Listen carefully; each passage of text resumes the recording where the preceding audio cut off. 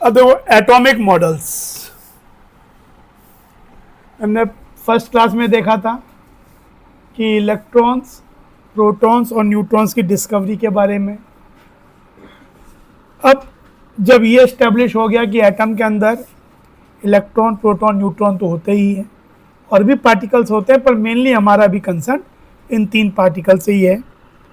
तो अब next chemist का क्या कोशिश था, जो फिजिसिस्ट थे, केमिस्ट थे, उनकी कोशिश ये थी कि इनका अरेंजमेंट किस तरीके से, how this electrons, protons and neutrons, और मेनली इलेक्ट्रॉन, प्रोटॉन जो है वो किस तरीके से एटम के अंदर लोकेटेड है। तो observations obtained from the experiments mentioned in the previous sections, last class में जो हम पढ़ा भी, have suggested that Dalton's individual atom is composed of, कि भाई जो डाल्टन का इंडिविजुअल एटम वो इंडिविजुअल नहीं है, वो तोड़ा जा सकता है सब एटॉमिक पार्टिकल्स में carrying positive and negative charges.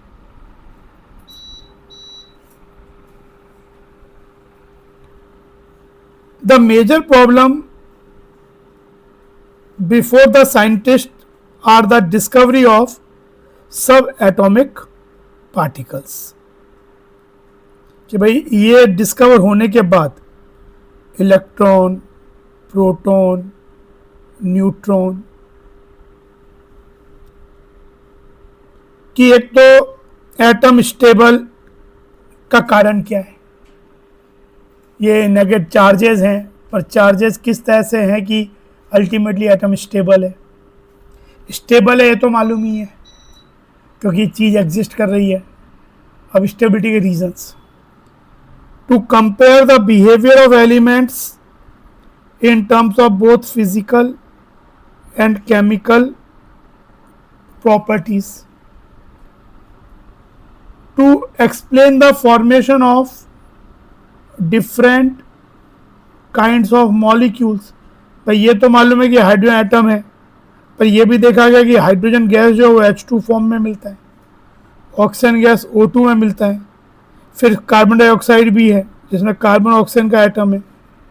तो ऐसा स्ट्रक्चर में ऐसी क्या चीज़ें हैं कि वो एलिमेंट्स को या एटम्स को कंबाइन होने के लिए मजबूर करती हैं, कंबाइन होकर वो क्या अचीव करते हैं, H और H ने मिलके क्यों मिले, H2 मिलके क्या बन गया, क्यों ऐसा हुआ, H3 क्यों नहीं बना, CO2 ही क्यों बना, केवल CO4 क्यों नहीं बन गया, CO3 अकेला न्यूट्रल क्यों नहीं बन गया। तो मैं जुड़ने के, कंबाइन होने के क्या तरीके हैं, क्या कारण है। To understand the origin and nature of the characteristics of electromagnetic radiations absorbed और एमिटेड बाय एटम्स। ये भी देखा गया कि जो हाइड्रोजन एटम है या और भी एटम्स हैं, जब उन्हें किसी रेडिएशन से एक्साइट किया जाता है तो वो once they get excited, but after that when उनमें एब्जॉर्प्शन बंद कर दिया जाए या वो सोर्स हटा दिया जाए तो उससे वापस एमिशंस होते हैं, कुछ स्पेक्ट्रम एमिट होता है। तो उन स्पेक्ट्रम एमिट होने का कारण क्या है, क्यों पहले कुछ एनर्जी एब्जॉर्ब हो गई, एब्जॉर्ब हुई तो क्यों एब्जॉर्ब हुई, और फिर वापस जब वो रिलीज़ हुई तो किस फॉर्मेट में रिलीज़ हो रही है, वो स्पेक्ट्रम क्यों बन रहा है। तो इन सब चीज़ों के बारे में different atomic models were proposed to explain the distribution of these charged particles in an atom. Although some of these models were not able to explain the stability of atoms, two of these models, one proposed by Thomson and the other proposed by Ernest Rutherford, are discussed below. हमको mainly ultimately पढ़ना है Thomson model, जो अभी पढ़ेंगे,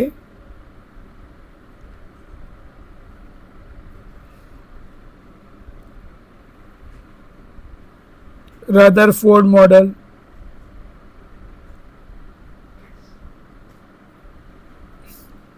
फिर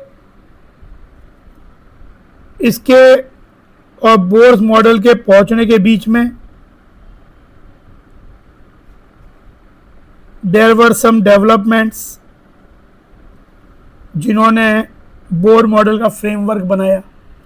तो वहाँ पे हम Planck equation, black body radiation,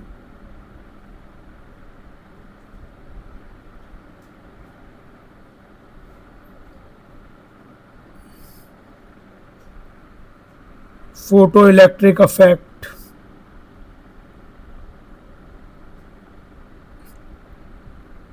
and hydrogen spectrum.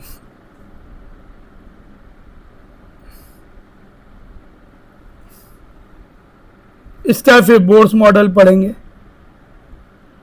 And then again there were few developments, Heisenberg's uncertainty principle and de Broglie wavelength, wave particle duality.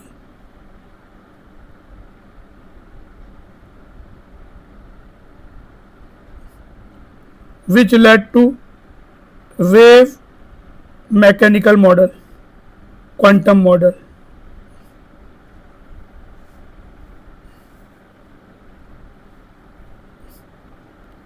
तो पहले हमें इन मॉडल्स को पढ़ना है। And then electronic configuration in an atom.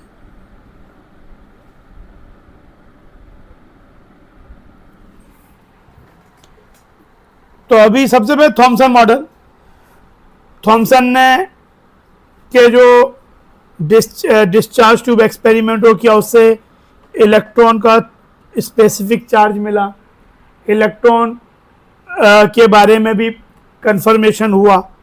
तो कह सकते हो जब इतना डिस्कस किया तो सबसे पहला मॉडल भी थॉमसन ने एक प्रपोज किया।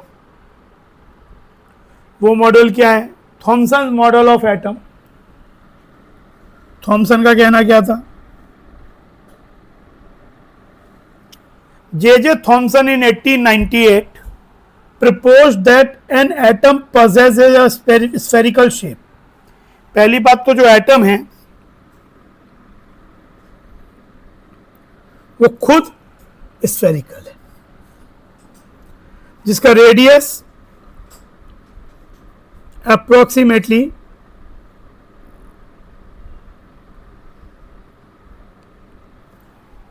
10⁻⁻10 मीटर होता है। In which the positive charge is uniformly distributed. पर इस एटम में मतलब ये इसको मैग्नीफाई करके बनाया गया है। तो जो इसमें ये जो पूरा स्फीयर है, ये स्फीयर ऑफ पॉजिटिव चार्ज है, पूरा स्फीयर पॉजिटिव चार्ज है। एंड द इलेक्ट्रॉन जो कि खुद नेगेटिवली चार्ज होते हैं, they are embedded into it in such a manner, जैसे ये एक इलेक्ट्रॉन है, ये इलेक्ट्रॉन है, सब चीज मैग्नीफाइड है, ये इलेक्ट्रॉन है,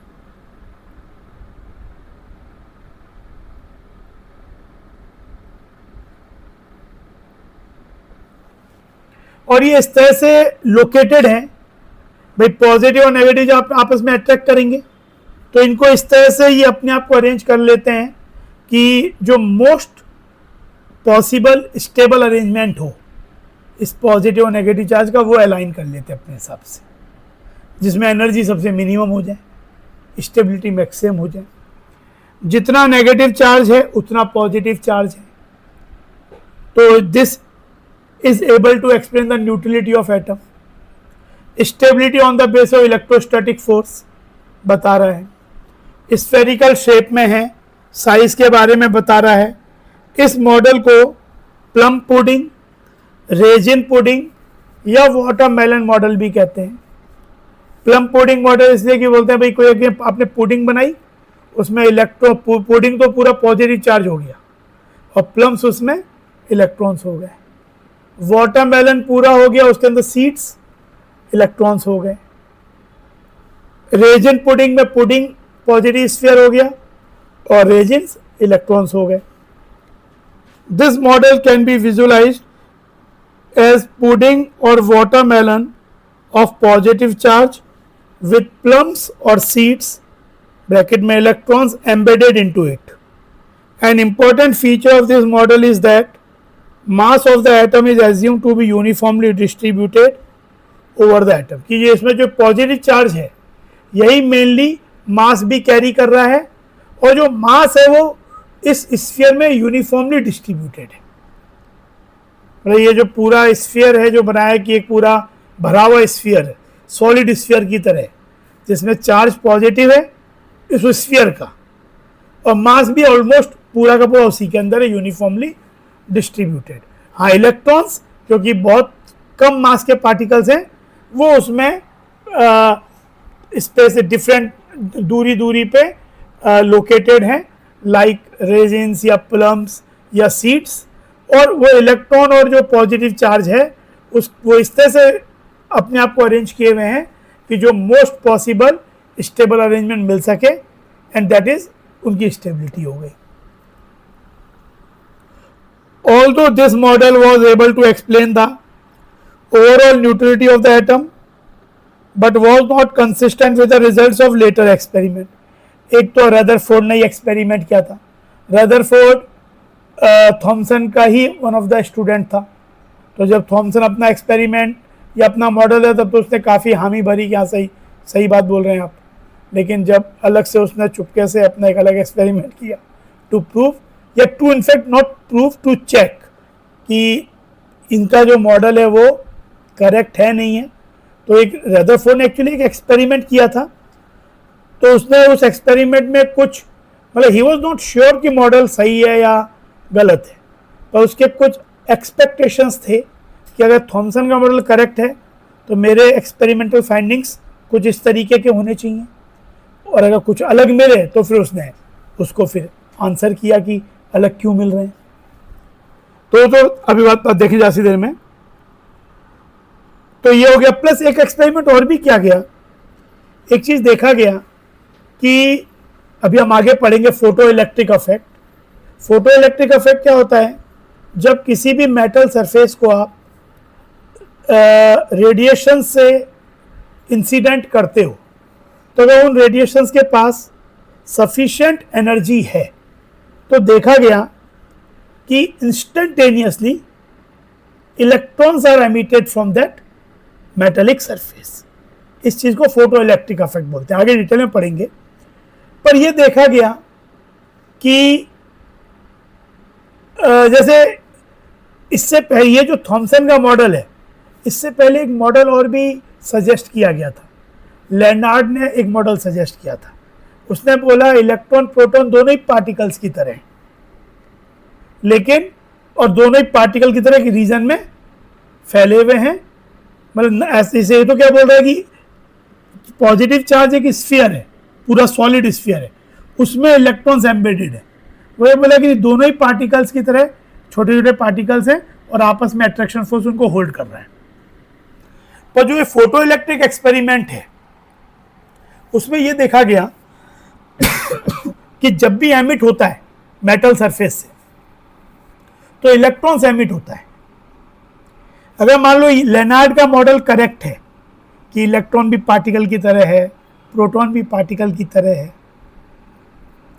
दोनों पूरे स्पेस में फैले हुए हैं, तो फिर ये होना चाहिए ठीक है प्रोटॉन हैवियर है तो उसको ज़्यादा एनर्जी लगेगा बाहर निकलने में, पर फिर भी मान लो कि कोई रेडिएशन बहुत एनर्जी का फॉल करे तो जिस तरह से भाई लॉजिक क्या होगा कि जब रेडिएशंस फॉल कर रहे हैं तो अपनी एनर्जी ट्रांसफ़र कर रहे हैं और वो एनर्जी इलेक्ट्रॉन्स को बाहर निकालने में हेल्प हो रही है. तो कभी कभार तो ऐसा भी हो सकता है कि किसी प्रोटॉन को एनर्जी मिल जाए. जिस तरीके का मॉडल लेनार्ड ने सजेस्ट किया कि दोनों ही पार्टिकल्स हैं तो प्रोटॉन भी कभी का निकलना चाहिए था कम से कम. ठीक है 1000 इलेक्ट्रॉन पे एक ही प्रोटॉन निकलता, लेकिन प्रोटॉन्स वर नेवर एमिटेड. तो ये वाला मॉडल इस बात को भी सजेस्ट करता है कि सही है कि प्रोटॉन तो अकेला है ही नहीं, वो तो पूरा एक पॉजिटिव स्फीयर है, निकल केवल इलेक्ट्रॉन ही सकते हैं. वो अलग बात है कि इसकी भी अपनी गलतियां हैं, इसकी भी कमियां हैं. तो ये हो गया. Thomson was awarded Nobel prize for physics in 1906 for his theoretical and experimental investigations on the conduction of electricity by gases. जो उसने E/M रेशियो और ये सब निकाले थे उसके लिए नॉट फॉर दिस मॉडल. अब नेक्स्ट आता है, ऑल्दो रदरफोर्ड मॉडल भी आज की तारीख में गलत ही है, बट स्टिल हम कह सकते हैं कि एक तरह से ये फाउंडेशन स्टोन की तरह है कि मॉडल्स को किस तरह से सोचना है, उसका ये कह सकते हैं बिल्कुल सबसे इनिशियल मॉडल यही था कि thought process should be in these lines. अब है Rutherford's nuclear model of atom. Rutherford and his students Hans Geiger and Ernest Marsden bombarded very thin gold foil.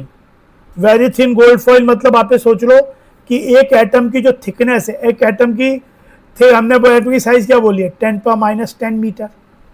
तो यहाँ पे उसने करीबन उसी के आसपास है, उससे थोड़ा सा मोटा. गोल्ड क्या होता है, उसमें बहुत ज़्यादा डक्टाइल और मेलेबल नेचर होता है, तो उससे बहुत थिन शीट्स बनाई जा सकती हैं पीट पीट के. तो बहुत थिन बनाया जिससे हम ये सोच सकें कि उस फॉइल में जो एटम है गोल्ड का वो एक ही एटम, मतलब उस थिकनेस के अंदर ऑलमोस्ट एक ही एटम है. और उसके इस थिकनेस थी 100 नैनोमीटर. गोल्ड फॉइल की थिकनेस थी अराउंड 100 नैनोमीटर ली.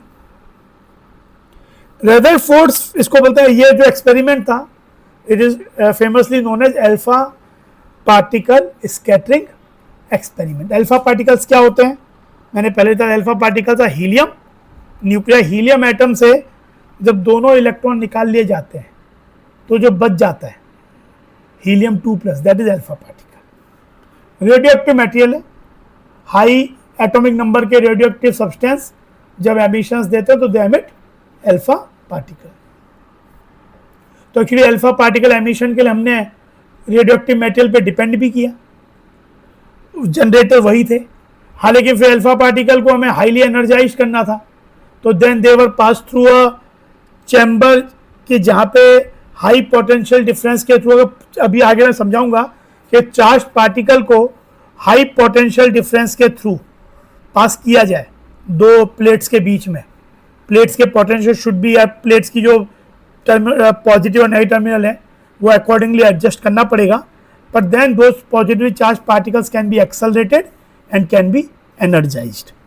तो उनकी एनर्जी को काफ़ी बढ़ाया गया, क्योंकि हमारा एम था कि जो ये अल्फा पार्टिकल जो गोल्ड फॉइल को हिट करेंगे, that foil the particles alpha particle should be very energised, should be very high speed particles. तो यहाँ से अल्फा पार्टिकल का सोर्स है, फिर उसको एनर्जाइज किया गया, और फिर यहाँ पे क्योंकि अल्फा पार्टिकल की तो काफी हो सकता है काफी बीम्स निकल रही हूं, but ultimately we want to strike a narrow beam on the foil, क्योंकि फॉइल की थिकनेस एक एटम के बराबर है.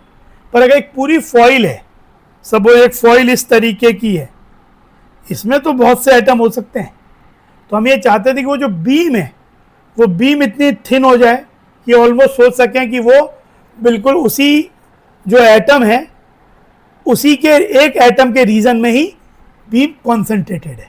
मतलब अदरवाइज शुरुआत में तो बहुत मोटी बीम होगी, सपोज मान लो कि बहुत मोटी बीम आ रही है, तो अगर बहुत मोटी बीम है तब तो क्या हो जाएगा, it will be striking many atoms at a time. तो आप एक एटम का एनालिसिस ही नहीं कर पा रहे. आप अगर बीम आपकी ऐसी हो जाए, जैसे आपकी बीम है, नॉट नेसेसरी सिंगल बीम हो, क्योंकि बीम की थिकनेस एटम की थिकनेस से भी बहुत कम है, पर फिर भी वो बीम ओवरऑल मिला के उसमें मान लो कि करीबन लेट से बहुत सी बीम्स भी हैं, तो उस बीम का डायमीटर कुछ ऐसा हो जाए जो कि एक एटम के डायमीटर के बराबर हो ऑलमोस्ट. तो आप बोल सको कि वो जो बीम में उस बीम के अंदर जितने भी आपके अल्फा पार्टिकल स्ट्रीम्स हैं वो ultimately all are hitting a single atom. और फिर उसके पाथ को एनालाइज करके हम एटम के बारे में कुछ इंफॉर्मेशन विड्रॉ कर सकते हैं. तो देखो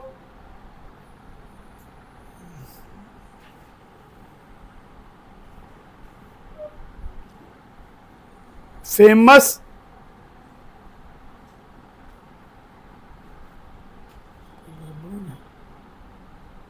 famous alpha particle scattering experiment is represented in figure 2.5. A stream of high energy alpha particle from a radioactive source was directed at a thin foil, thickness 100 nanometer, of gold metal. The thin gold foil had a circular fluorescent zinc sulphide screen. ये आपका zinc sulphide screen है जो कि पूरा एक circular है. तो foil ये है. The thin gold foil had a circular fluorescent zinc sulphide screen around it. Whenever alpha particle struck the screen, a tiny flash of light was produced at that point. हमने पहले भी पढ़ा है zinc sulphide screen क्या करता है, वो ऐसा मटेरियल है कि जो काइनेटिक एनर्जी है उसको फ्लोरोसेंट लाइट में चेंज कर देता है एब्जॉर्ब करने के बाद. तो जहाँ जहाँ अल्फा पार्टिकल हिट की है आफ्टर स्कैटरिंग, आफ्टर फॉइल पे फॉल करने के बाद वो स्कैटर्ड हुआ. भी एनालाइज करेंगे कहाँ कहाँ कैसे गए. तो जहाँ पे वो स्कैटर्ड पार्टिकल पड़ा वहाँ पे एक स्पॉट डेवलप हो गया जिससे आप बाद में ट्रैक कर पाओ कि कहाँ कहाँ अल्फा पार्टिकल्स इस फॉइल से स्कैटर्ड होके आए. The results of scattering experiment were quite unexpected. According to Thomson model of atom, the mass of each gold atom in the foil should have been spread evenly over the entire atom, and alpha particles had enough energy to pass directly through such uniform distribution of mass. अब उसने argue किया कि पहले उसने यही किया कि suppose जो थॉमसन का मॉडल है, थॉमसन ने जो मॉडल दिया वो करेक्ट है.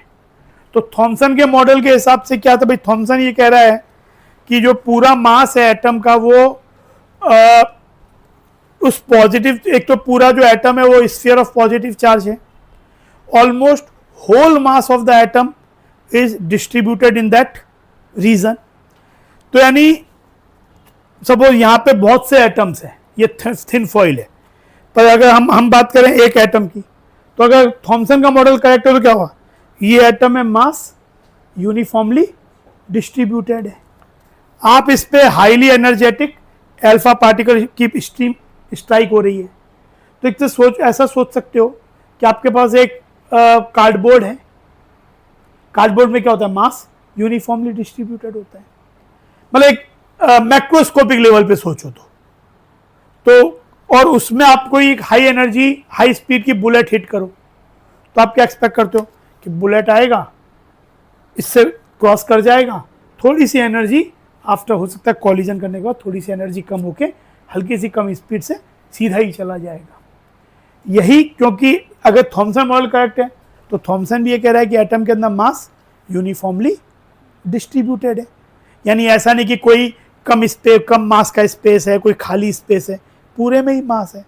तो जो स्ट्रीम ऑफ अल्फा पार्टिकल है वो क्या होनी चाहिए, वो हाई एनर्जी है, तो they should penetrate that atom और पास हो जाना चाहिए और सबका बिहेवियर एक जैसा होना चाहिए क्योंकि मास तो यूनिफॉर्मली डिस्ट्रीब्यूटेड है.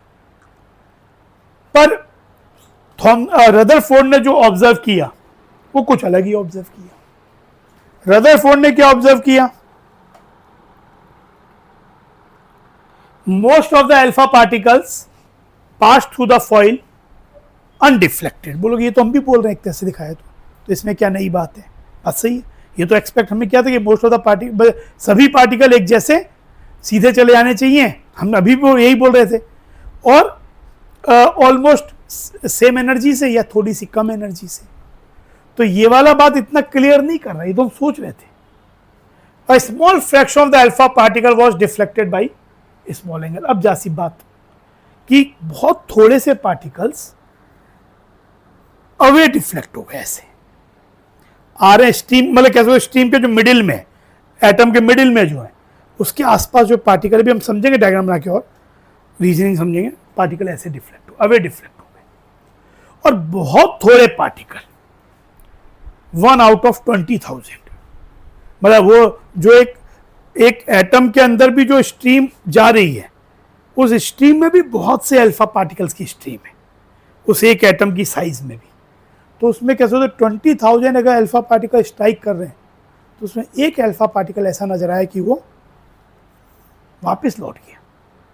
ट्रेसिंग कहाँ से हुई कि पूरा ही हमने सर्कुलर स्क्रीन बनाया था, तो देखा कि कुछ स्पॉट्स ऐसे भी हैं, कुछ मोस्ट ऑफ द सीधे ही हैं, कुछ इधर हैं, कुछ इधर हैं, और कुछ एक 1 आउट ऑफ 20,000 सीधा बैक आ गया, लौट के आ गया।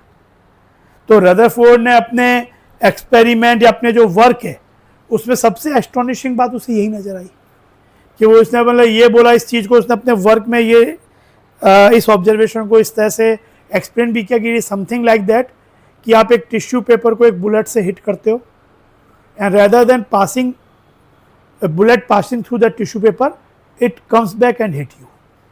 तो it was as astonishing as that. इतने हाईली एनर्जेटिक पार्टिकल्स हैं और उसमें से ठीक है सब नहीं आ रहे, पर कोई एक पार्टिकल ही क्यों आ रहा है भाई, एट एक छोटे से रीजन को हिट कर रहे हैं, जो कि हम थॉमसन तो ये भी बोल रहा है कि मास जो है वो यूनिफॉर्मली डिस्ट्रीब्यूटेड है, यानी कहीं पे भी मास बहुत ज़्यादा कंसंट्रेटेड नहीं है, यूनिफॉर्म है। तो बाकी जैसे पास करें ये भी पास कर जाना चाहिए था। फिर ये भी कि डिफ्लेक्ट अवे क्यों हो रहे हैं, सभी सीधे क्यों नहीं चले गए। तो अब इसने इन ऑब्जर्वेशन से डिड्यूस किया कि नहीं, ये वाला जो थॉमसन का मॉडल है it is not able to explain these observation. Now he gave his own model. In fact Rutherford experiment को हम डिस्कवरी ऑफ न्यूक्लियस को भी एट्रीब्यूट करते हैं, well, it is also called discovery of nucleus। Rutherford ने क्या बोला, रदरफोर्ड ने बोला कि एटम के अंदर जो मोस्ट ऑफ द स्पेस है वो एम्प्टी है। एटम खुद ही एक बहुत छोटा सा रीजन है जिसका रेडियस 10⁻⁻10 मीटर है, वॉल्यूम 10⁻30 मीटर क्यूब का हो जाएगा, 4/3πr³। तो बहुत छोटा रीजन है, पर उसके अंदर भी प्रैक्टिकली बहुत ज़्यादा स्पेस खाली है, प्रैक्टिकली वहाँ मास है ही नहीं। In the centre there is a very very small region having radius 10⁻15 metre. Atom का रेडियस 10⁻10 मीटर, और न्यूक्लियस, उस स्पेस को उसने न्यूक्लियस बोला या बोलेगा। तो वो जो रीजन है स्मॉल रीजन जिसमें एंटायर पॉजिटिव चार्ज उस छोटे रीजन में कॉन्सेंट्रेटेड है, and almost whole mass is also concentrated there, and that region is very very small having a radius of 10⁻15 metre. फिर इस बात को कि आप अगर ऐसे विजुलाइज नहीं कर पा रहे हो कि न्यूक्लियस, उसको न्यूक्लियस बोला, न्यूक्लियस की साइज मतलब इस रीजन की साइज और पूरे एटम की साइज में अगर आप एक विजुलाइजेशन चाहते हो तो ऐसे सोचो कि एक क्रिकेट बॉल हो गया न्यूक्लियस और 5 किलोमीटर का रेडियस का एक स्फीयर, मान लो कि यहाँ से खानापारा तक इतने रेडियस का एक स्फीयर बनाया जाए और उसके सेंटर में क्रिकेट बॉल प्लेस की जाए, तो जो इनके मैग्नीट्यूड्स के बीच का डिफरेंस अब आप विजुलाइज कर पा रहे हो, वही डिफरेंस एटम और न्यूक्लियस की साइज का है।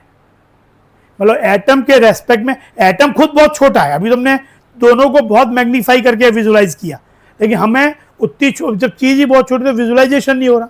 तो उनकी अगर आपस का ऑर्डर आप विजुलाइज करना चाहो तो सोचो कि 5 किलोमीटर रेडियस का एक स्फीयर, यानी आप सोचो यहाँ से लेके खानापारा एंड तक 5 किलोमीटर हो जाता है करीबन, 5 उतने रेडियस का एक स्फीयर बनाया जाए पूरा, और उसके सेंटर में क्रिकेट बॉल रखी जाए, तो जो इनके बीच के मैग्नीट्यूड्स का डिफरेंस है वही डिफरेंस न्यूक्लियस और एटम के बीच में।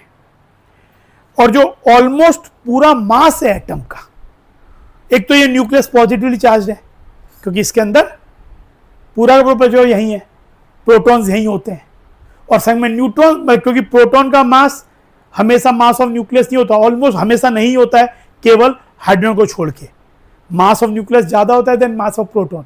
तो बची हुई चीज़ क्या होती है, न्यूट्रॉन, वो भी न्यूक्लियस के अंदर ही होते हैं, जिनको मिला के हम बोलते हैं न्यूक्लियॉन्स। तो न्यूक्लियस के अंदर ये दोनों है, प्रोटॉन्स भी पूरे हमें तो पॉजिटिव चार्ज है, पर बहुत छोटा रीजन है, मास भी कोई बहुत ज़्यादा नहीं है, पर मास डेंसिटी बहुत हाई है, क्योंकि मास पॉइंट वॉल्यूम बहुत हाई है। बाकी रीजन एम्प्टी है। तो अल्फा पार्टिकल्स जब जरा से भी न्यूक्लियस से दूर से गुजरे तो अनडिफ्लेक्टेड चले गए, पर जरा से पास आए तो अल्फा पार्टिकल भी पॉजिटिव है और न्यूक्लियस भी पॉजिटिव है, तो क्या करेगा आपस में रिपेल। तो इसने इसको रिपेल किया तो ऐसे चला गया, ये ऐसे न्यूक्लियस सेंटर में अल्फा पार्टिकल की स्ट्रीम एक ऐसे आ रही है, एक बगल में ऐसे जा रही है, तो ये क्या हो जाएंगे, डिफ्लेक्ट हो जाएंगे। और जो पार्टिकल जो और दूर चले गए वो सीधे ही चले गए, क्योंकि इलेक्ट्रोस्टैटिक फोर्स की एक बात और भी होती है कि इलेक्ट्रोस्टैटिक फोर्स जो होता है वो स्ट्रांग होता है बट शॉर्ट रेंज होता है, बहुत दूर से नहीं लगता। और जो पार्टिकल बिल्कुल सेंट्रल लाइन पे है, जो न्यूक्लियस को हिट करने जा रहे हैं, वो क्या होंगे, वो तो न्यूक्लियस से रिपल्शन भी फील कर रहे हैं, बहुत ज्यादा रिपल्शन फील कर रहे हैं बिल्कुल उसी लाइन में, और न्यूक्लियस के हाईली कॉन्सेंट्रेटेड भी है। तो सोचो ना कि आपके पास अगर एक प्लास्टिक बॉल है, उसको आप अगर नॉर्मल आपको चोट लगे तो इतना चोट नहीं लगता, लेकिन उसी मास को प्लास्टिक बॉल के को पूरा वापस प्लास्टिक को गला दिया जाए और बस उसको एक छोटा सा सॉलिड प्लास्टिक बना दिया उतने मास का और फिर मारा जाए, वो ज़्यादा चोट लगाएगा क्योंकि मास कॉन्सेंट्रेटेड हो गया। तो जब उस अल्फा पार्टिकल ने जो बिल्कुल लाइन में है सेंटर के, वो जब हिट करने आया तो वो पूरा वापस ही लौट गया। वैसे भी सोचो, ये पॉजिटिव चार्ज है, ये अल्फा पार्टिकल आ रहा है, अभी हम ये बात पढ़ेंगे भी, एक्चुअली ये इसको एक्चुअल हिट करता ही नहीं है, रिपल्शन हो रहा है, रिपल्शन होते होते इसकी स्पीड कम होती जा रही है, तो एक समय ऐसा आएगा जब इसकी स्पीड 0 हो जाएगी, एक्चुअली उसको हिट किए भी नहीं। उस डिस्टेंस को बोलते हैं क्लोजेस्ट डिस्टेंस ऑफ अप्रोच, आज निकालना भी सीखेंगे उसको। तो पार्टिकल जब वो 0 हुआ पर रिपल्शन तो अभी भी लग रहा है, तो क्या हो, पीछे लौट, जैसे वही है पार्टिकल को ऊपर फेंकते हो तो स्पीड कम होती जाती है, जैसे 0 होती है पर ग्रेविटी तो अभी भी नीचे लग रहा है, फिर पार्टिकल नीचे आ जाता है। ऐसे इसमें क्या हुआ, ये रिपल्शन फोर्स लग रहा है पर ये स्पीड कम होती जा रही है, एक्चुअल हिट करने से पहले ही क्या हो गई, 0, और फिर वापस लौट आई। पर ये पार्टिकल्स के नंबर बहुत कम इसलिए क्योंकि न्यूक्लियस की साइज बहुत छोटी है। अभी हम कैलकुलेशंस और भी करेंगे कि density radius of the nucleus का फॉर्मूला होता है, आपके पास कोई भी एटम का एटॉमिक मास मालूम है तो आप उसका न्यूक्लियस का रेडियस का अप्रोक्सीमेट वैल्यू निकाल सकते हो, फिर आप डेंसिटी निकाल सकते हो। और एक बहुत इंपॉर्टेंट चीज़ देखेंगे कि सभी एलिमेंट के जो न्यूक्लियस होते हैं उनकी डेंसिटी ऑलमोस्ट सेम होती है, चाहे सोडियम एटम का न्यूक्लियस हो, चाहे एल्यूमिनियम का हो, चाहे आयरन का हो। मास अलग कम ज़्यादा हो सकता है पर मास बाई वॉल्यूम सबका ऑलमोस्ट सेम होता है, ये भी अभी देखेंगे कैसे आएगा। तो ये चीज़ हुई। तो इस बेसिस पे उसने यही बोला कि most of the space empty है, सेंटर में एक रीजन है जिसको न्यूक्लियस कहा, वो पॉजिटिवली चार्ज्ड है, ऑलमोस्ट पूरा मास उस रीजन में लोकेटेड है, प्रोटॉन्स एंड न्यूट्रॉन्स, और जो इलेक्ट्रॉन है वो कहाँ है, वो इस न्यूक्लियस के बाहर सर्कुलर ऑर्बिट में रिवॉल्व कर रहे हैं, जिनको रिवॉल्व करने के लिए ये उसने फिर बोला जैसे प्लैनेटरी मॉडल होता है कि सन के अराउंड बाकी planets due to gravitational force of attraction revolve करते हैं। आपने ये पढ़ा हुआ है, अभी पढ़ोगे कि जब भी रिवॉल्यूशन होना होता है, अब थोड़ी बातें समझो क्योंकि नहीं भी समझिए तो अब बातें ध्यान रख के चलेंगे, बाकी फिजिक्स में जब पढ़ोगे तो चीज़ें आएंगी। ये शुरुआत में हम लोगों को ऐसा करना भी पड़ता है कि चीज़ें पहले आ जाती हैं, फिजिक्स में पढ़ा नहीं होता है उतना चीज़, तो बातें समझ के आगे बढ़ते हैं बस उस समय। कभी भी कोई चीज़ अगर सर्कुलर मोशन में है तो किसी चीज़ को सर्कुलर मोशन में रखने के लिए हमेशा एक फोर्स की रिक्वायरमेंट होती है जो टूवर्ड्स द सेंटर लगे, जिसकी डायरेक्शन बदलती रहे पर रहे हमेशा टूवर्ड्स सेंटर। ये फोर्स हो सकता है एक सिंगल कोई फोर्स लग रहा हो, कॉम्बिनेशन ऑफ फोर्सेस भी हो सकता है, कंबाइन होके ऐसा लग रहा हो। पर अगर आप चाहते हो कि कोई पार्टिकल सर्कुलर पाथ में रहे तो इस तरीके की फोर्स की रिक्वायरमेंट है। उसके अलावा हो सकता है टेंजेंशियल डायरेक्शन में भी फोर्स हो, तब आपका आता है uniform circular motion, non uniform circular motion.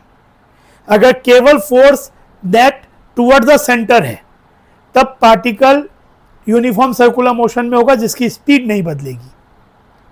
लेकिन अगर टेंजेंशियल डायरेक्शन में भी कुछ कंपोनेंट है फोर्स का तो नॉन यूनिफॉर्म होगा, पर सेंटर सर्कुलर में रहने के लिए जरूरी है कि कोई ना कोई नेट फोर्स टुवर्ड सेंटर तो लगी रहा। तो उस फोर्स को बोलते हैं सेंट्रीपिटल फोर्स। वो फोर्स कोई नया फोर्स नहीं होता। जो फोर्स हम पढ़ते हैं, चाहे वो ग्रेविटेशन हो, इलेक्ट्रोस्टैटिक हो, आप जैसे कभी बार स्ट्रिंग में एक बॉल को बांधते हो और रिवॉल्व करते हो, है ना, तो देखते हो कि ये ऐसे सर्कुलर ऑर्बिट में रिवॉल्व कर जाता है।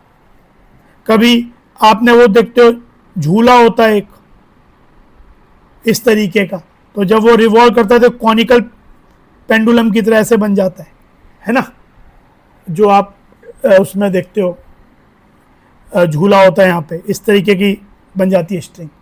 तो इन सब में क्या है, जैसे यहाँ पे स्ट्रिंग है ये, तो इधर इसमें टेंशन फोर्स जो है it provides the centripetal force. अगर सन ये है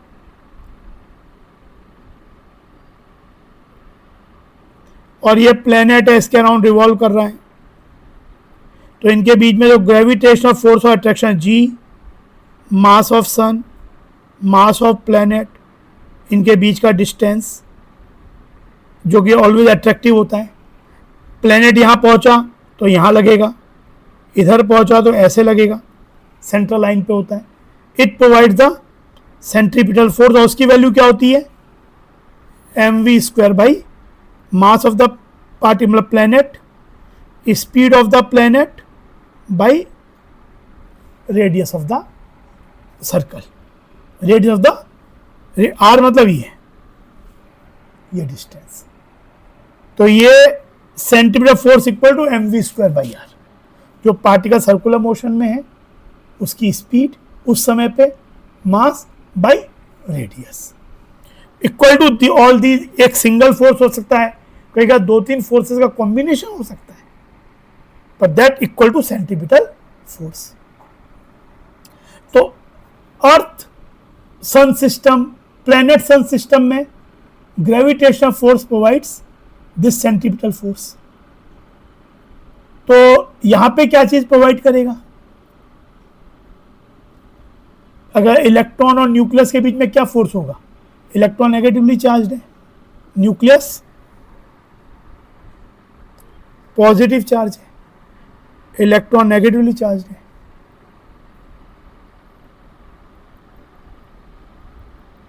तो इनके बीच में इलेक्ट्रोस्टैटिक फोर्स ऑफ अट्रैक्शन होगा।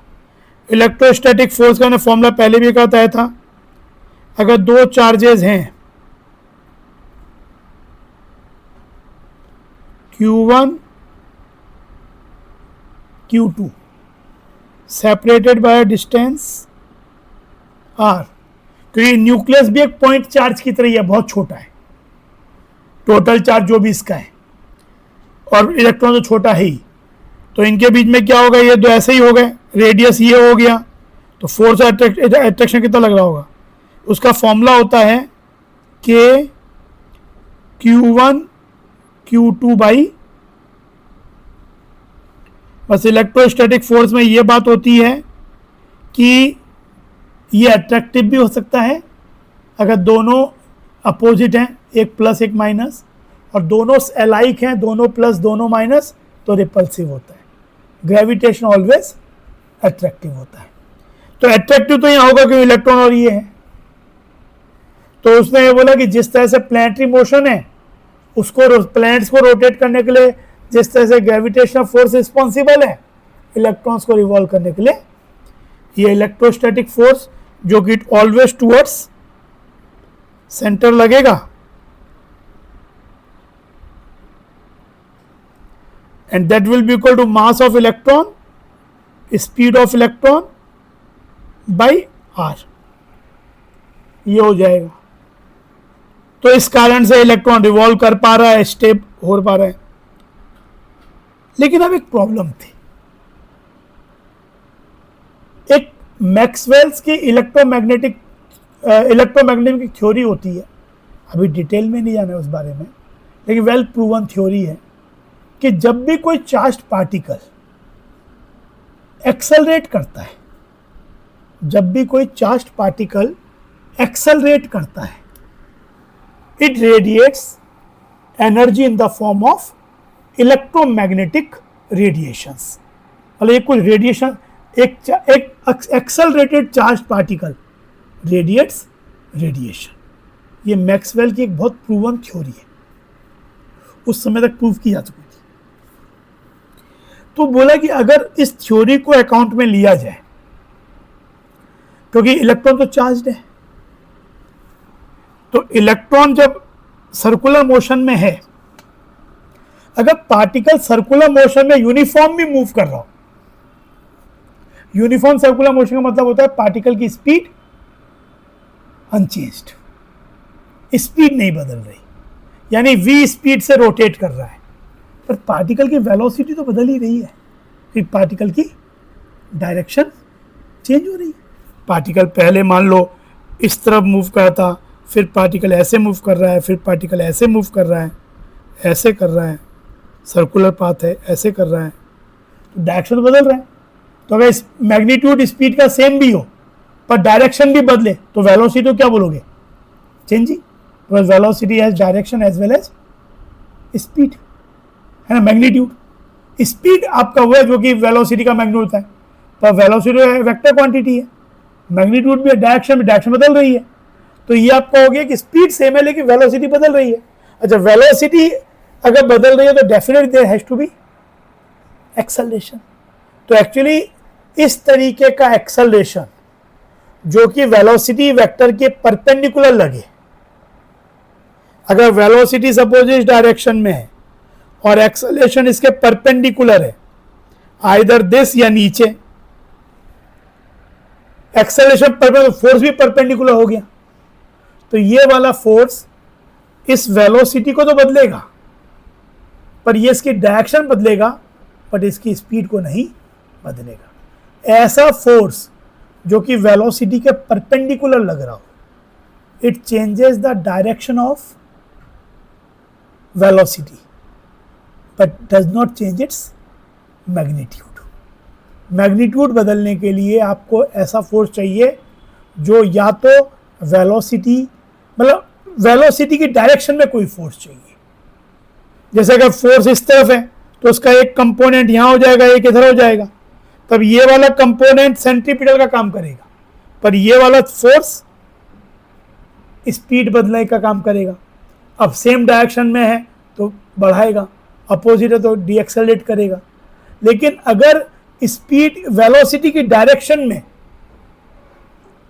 उसके पैरेलल या एंटी पैरेलल कोई फोर्स नहीं है, उसके परपेंडिकुलर है, तो वो फोर्स वेलोसिटी को तो बदलेगा लेकिन वो उसके स्पीड को नहीं बदलेगा। तो इसीलिए यूनिफॉर्म सर्कुलर मोशन में क्या होता है, केवल सेंट्रीपिटल फोर्स होता है और कोई फोर्स नहीं होता।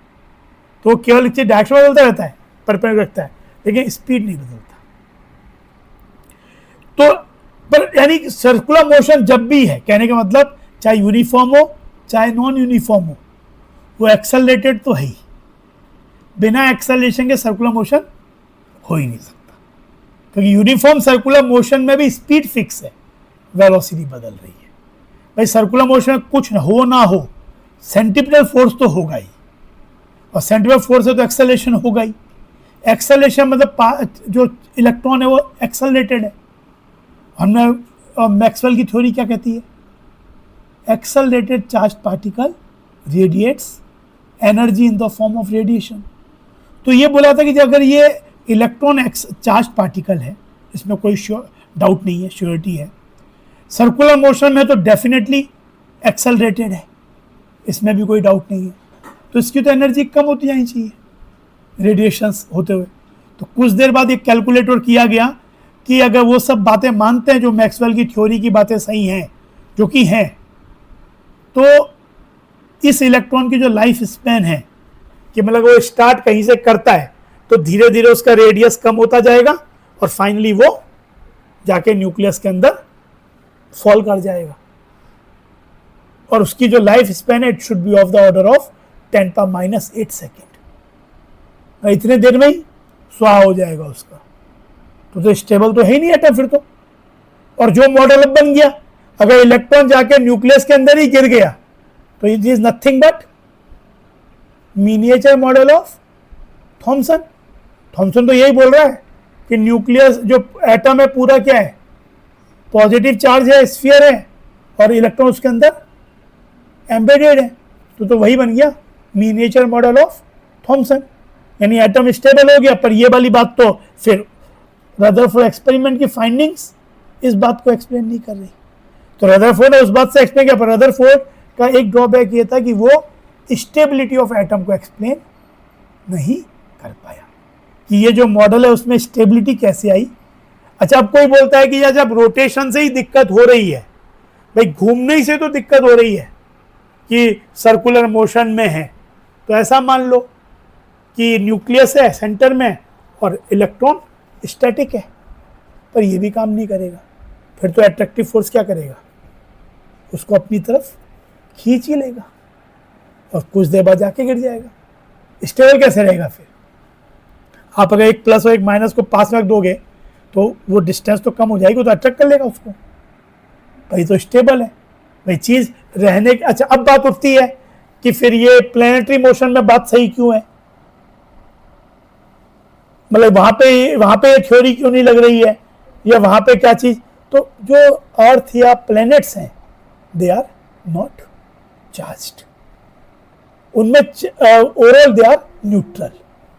उनकी साइज इतनी बड़ी है कि थोड़ा सा अगर चार्ज है भी तो ओवरऑल चार्ज नेग्लिजिबल है।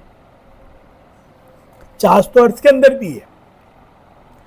आप कोई भी अर्थिंग करते हो तो क्या करते हो, जो अपना पूरा चार्ज है तो अर्थ में ही डाल देते हो, पर size of earth is so big कि charge divided by whole volume is almost negligible. तो ये चीज है। तो वो प्लैनेट्स आपके चार्जलेस है, इसलिए वहां पे मैक्सवेल की थ्योरी अप्लाई नहीं हो रही। मैक्सवेल ये क्या बोलता है कि रोटेटिंग पार्टिकल रेडिएट्स एनर्जी, वो बोलता है charged particle, accelerated charged particles. Acceleration जो नहीं कि रोटेशन में ही हो, स्ट्रेट लाइन में भी एक्सेलरेट कर रहा है चार्ज पार्टिकल तो भी एनर्जी रेडिएट करेगा, और रोटेशन में तब भी एक्सेलरेशन है। तो इलेक्ट्रॉन तो चार्ज है, पर अर्थ चार्ज नहीं है, प्लैनेट्स चार्ज नहीं है, तो इसलिए वो तो स्टेबल, वो तो हो गया मोशन, लेकिन ये एक्सप्लेन नहीं हो पाया। ठीक है, तो ये चीज, तो ये स्टेबिलिटी को एक्सप्लेन नहीं कर पाया। पहले देखो बातें अब एक और पढ़ते हैं।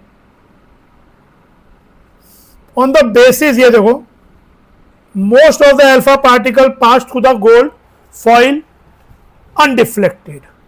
A small fraction of the alpha particle was deflected by small angles, जो होता है कि डिफ्लेक्ट हो गया वे।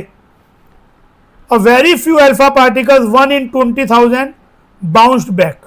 That is, they were deflected by nearly 180 degree. On the basis of the observations, Rutherford drew the following conclusion regarding structure of atom. Most of the space in the atom is empty, as most of the alpha particles pass through the foil goes undiflected. A few positively charged alpha particles were deflected. The deflection must be due to enormous repulsive force, showing that positive charge of the atom is not spread throughout the atom as Thomson had presumed. The positive charge has to be concentrated in a very small volume that repelled and deflected the positively charged alpha particles. Calculations by Rutherford showed that the volume occupied by the nucleus is negligibly small as compared to the total volume of the atom. The radius of the atom is about 10⁻⁻10 meter, जो इन्हें बोला था, and while the nucleus is 10⁻15 meter. One can appreciate this difference in size by realizing a cricket ball represents a nucleus and the radius of atom would be about 5 kilometre, 5000 metre, 5 kilometre का radius का ball और उसके centre में cricket ball is the difference in size of nucleus and atom.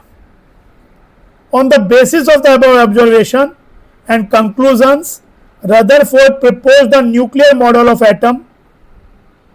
According to this model, the positive charge and most of the mass of the atom was. अब Rutherford model क्या हुआ? ये तो उसके observation. पहले था expectation कि Thompson सही है तो मेरी एक्सपेक्टेशन क्या. फिर एक्सपेक्टेशंस पूरी तरह से मीट नहीं की तो ऑब्जर्वेशन कि ऑब्जर्वेशन एक्सपेक्टेड क्या थे, मिले किया, एंड देन उसका खुद का जो उसने दिया कि ऐसा होना चाहिए. The positive charge and most of the mass of atom are densely concentrated in extremely small region. This very small portion of the atom is called, it was called nucleus by Rutherford. The nucleus is surrounded by electrons that move around the nucleus with a very high speed in circular path called orbit. Thus, Rutherford model atom resembles the solar system in which the nucleus plays the role of sun and electrons plays the role of revolving planets. Electrons and the nucleus are held together by electrostatic force of attraction. Centripetal force is provided by electrostatic force. फिर ये तो हम पहले ही पढ़ चुके हैं, atomic number, mass number. भाई mass number क्या होता है? Number of nucleons, neutrons plus protons, जो कि कहाँ होते हैं? न्यूक्लियस के अंदर. प्रोटॉन एटॉमिक नंबर के बराबर होता है. एक न्यूट्रल एटम में एटॉमिक नंबर और इलेक्ट्रॉन्स भी बराबर होते हैं. Properties of element mainly electron पे डिपेंड करती है, इसीलिए एटॉमिक नंबर पे डिपेंड करती है बोल सकते हैं. आपके पास न्यूट्रॉन का नंबर होता है A minus Z. Mass of neutron almost equal to mass of proton होता है. अगर दो ऐसे एलिमेंट हैं जिनका एटॉमिक नंबर डिफरेंट है, सेम है, पर एटॉमिक मासेज अलग हैं, नंबर ऑफ न्यूक्लियॉन्स अलग हैं, नंबर ऑफ न्यूट्रॉन्स अलग हैं, तो क्या हो जाएगा? उसको बोलेंगे आइसोटोप्स. आइसोबार्स में क्या होता है? न्यूक्लियॉन्स के नंबर सेम रहते हैं, यानी प्रोटॉन प्लस न्यूट्रॉन, और आपका प्रोटॉन का नंबर अलग होता है. Z different, number of mass number same.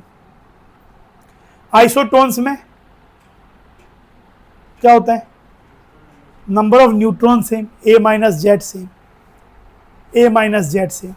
फिर एक होता है, एक आइसोडाइफर्स भी होता है. Isodiaphers, AISO DIAPHER, आइसोडाइफर. आइसोडाइफर्स क्या होते हैं? जिनमें एक्सेस एक चीज उसको बोलते हैं न्यूट्रॉन एक्सेस. न्यूट्रॉन एक्सेस का मतलब A minus 2Z, neutron minus proton. Neutron का नंबर है और प्रोटॉन का नंबर है, तो न्यूट्रॉन एक्सेस मतलब प्रोटॉन से कितने एक्स्ट्रा न्यूट्रॉन है. तो न्यूट्रॉन माइनस प्रोटॉन का वैल्यू क्या हो जाएगा? A minus Z minus Z, यानी A माइनस 2Z. तो वैसे तो डेफिनेशन है कि neutron excess should be same, पर न्यूट्रॉन एक्सेस क्या होता है? A minus 2Z. तो आपके पास अगर दो एलिमेंट दिए हों, उनका A भी अलग है, A भी अलग है, Z भी अलग है, A माइनस जेड भी अलग है, पर A माइनस 2Z सेम है, तो they are called isodiaphers. A minus 2Z से A माइनस 2Z को लिख सकते हैं A minus Z minus Z. In fact हमने A minus Z minus Z को ही A माइनस 2Z लिखा है. A माइनस जेड का मतलब न्यूट्रॉन माइनस प्रोटॉन, इसीलिए उसको न्यूट्रॉन एक्सेस बोलते हैं. ये उस मटेरियल में दिया हुआ है सम बेसिक कॉन्सेप्ट में. तो आइसो इलेक्ट्रॉनिक क्या होता है? नंबर ऑफ इलेक्ट्रॉन से. और एक होता है आइसोस्टर्स.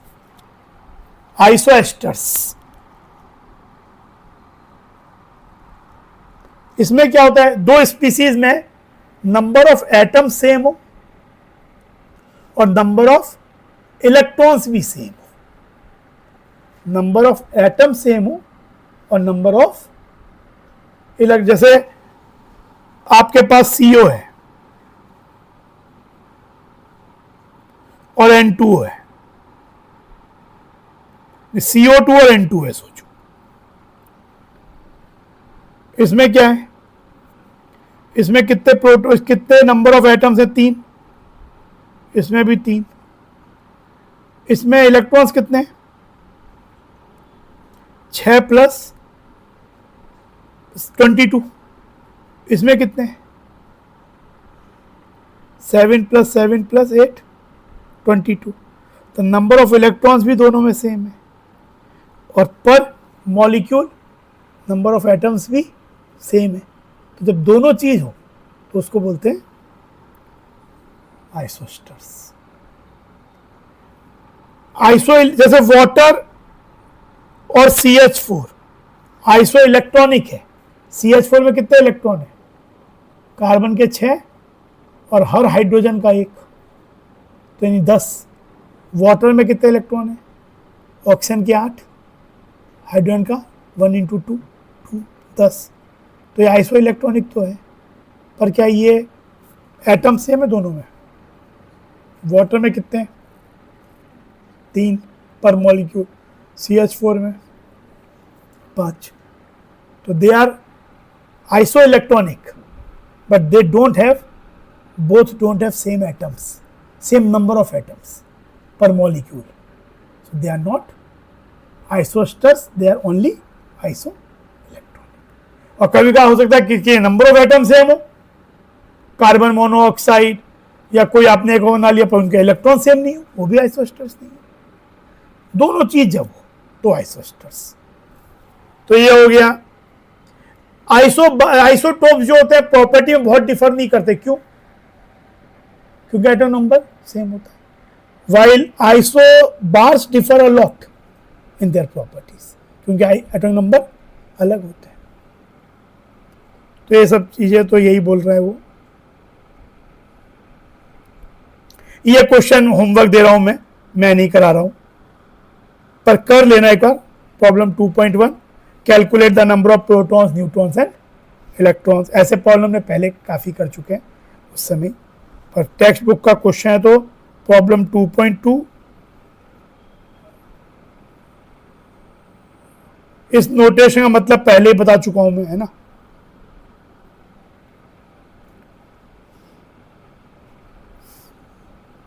ड्रॉबैक्स देखो एक बार, फिर हम वापस कुछ इंपॉर्टेंट पॉइंट्स पे जाएंगे रदरफोर्ड के। एक बार ड्रॉबैक्स भी देख लेते हैं। As you have learned above, Rutherford nuclear model of an atom is like a small scale solar system with the nucleus playing the role of the massive sun and the electrons being similar to the lighter planets. When classical mechanics जहाँ पे Newton's laws applicable होते हैं, quantum mechanics में Newton's laws उतने apply नहीं हो पाते। Is applied to the solar system, it shows that the planets describe well defined orbits around the sun. The gravitational force between the planet is given by the expression G(m1 m2 by r²), where m1 m2 masses of planet, r distance of separation of masses, and g is the gravitational constant. The theory can also calculate precisely the planetary orbits, and these are in agreement with the experimental measurements. The similarity between the solar system and the nuclear model suggests that electrons should move around the nucleus in well defined orbits. Further, the Coulomb law जो होता है, Coulomb force k q1 q2 by r², small k की value भी आगे बता दूंगा calculation के समय, where q1 q2 are charges, r distance between the charges, and k is the proportionality constant between electron and the nucleus, is mathematically similar to gravitational force. However, when a body is moving in an orbit, ये वाली बात वो आ गई, it undergoes acceleration even if it is moving with constant speed. ये बात मैंने बताई थी। जब एक सर्कुलर मोशन कांस्टेंट स्पीड के संग हो रहा है तो उसको बोलते हैं uniform circular motion. Uniform circular motion का मतलब कतई ये नहीं है कि उसमें एक्सेलेरेशन नहीं है। यूनिफॉर्म सर्कुलर मोशन मतलब uniform speed. Non uniform circular motion मतलब स्पीड भी यूनिफॉर्म नहीं है। सर्कुलर ऑर्बिट में जो चीज रिवॉल्व कर रही है वो अलग अलग, मतलब हर पॉइंट पर उसकी स्पीड अलग है, पर यूनिफॉर्म सर्कुलर मोशन में स्पीड सेम है, क्योंकि वेलोसिटी तो इन एनी केस बदलना ही है, क्योंकि स्पीड सेम रहते हुए भी। In fact uniform circular motion is a kind of example. आपसे शुरुआत में बहुत आप पूछाता है क्या पॉसिबल है कि पार्टिकल की स्पीड ना बदले बट वेलोसिटी बदल रहा हो, गिव एन एग्जाम्पल। तो uniform circular motion is an example of that. तो पर अगर एक्सेलरेशन है तो एक्सेलरेशन दोनों केस में ही है, चाहे यूनिफॉर्म हो चाहे नॉन यूनिफॉर्म। सर्कुलर मोशन है तो एक्सेलरेशन है, क्योंकि कम से कम सेंटीपिटल एक्सेलरेशन तो होगा ही। सेंटीपिटल फोर्स होगा तो सेंटीपिटल एक्सेलरेशन होगा। Is mathematically similar to the gravitational force. However, when a body is moving in orbit, it undergoes acceleration even if it is moving with a constant speed in an orbit because of changing direction. So, an electron in the nuclear model describing planet-like orbits is under acceleration according to the electromagnetic theory of Maxwell, जो बताया था मैं। Very well defined theory थी, no exception were found to that, proven theory थी। बाकियों को उससे fit होना है, उसको उसमें फिट होने की जरूरत नहीं थी। Charge particles when accelerated should emit electromagnetic radiation. This feature does not exist for planet since they are uncharged. भाई वहां क्यों नहीं है? क्योंकि वो अनचार्ज्ड है, पर इलेक्ट्रॉन तो चार्ज है। देयरफॉर एन इलेक्ट्रॉन, ये वो थ्योरी है, charge particle when accelerated should emit electromagnetic radiation. This is the statement of Maxwell's theory. Therefore, an electron in an orbit will emit radiation. The energy carried by radiation comes from electronic motion. The orbit will thus continue to shrink. जैसे जैसे energy lose करता जाएगा orbit shrink होती जाएगी, speed कम होती जाएगी, तो orbit का रेडियस भी कम होता जाएगा। Calculations shows that it should take an electron only 10⁻⁸ second to spiral into the nucleus, but this does not happen. Thus, the Rutherford model cannot explain the stability of an atom. If the motion of an electron is described on the basis of the classical mechanics and electromagnetic theory, you may ask that since the motion of electron in orbit is leading to the instability of the atom, then why not consider electrons as stationary? But the problem is that around the nucleus, if the electrons were stationary, electrostatic attraction between the dense nucleus and the electrons would pull the electron towards the nucleus to form a miniature version of Thomson's model. तो वही वाली बात हो गई, पर ऐसा तो नहीं है।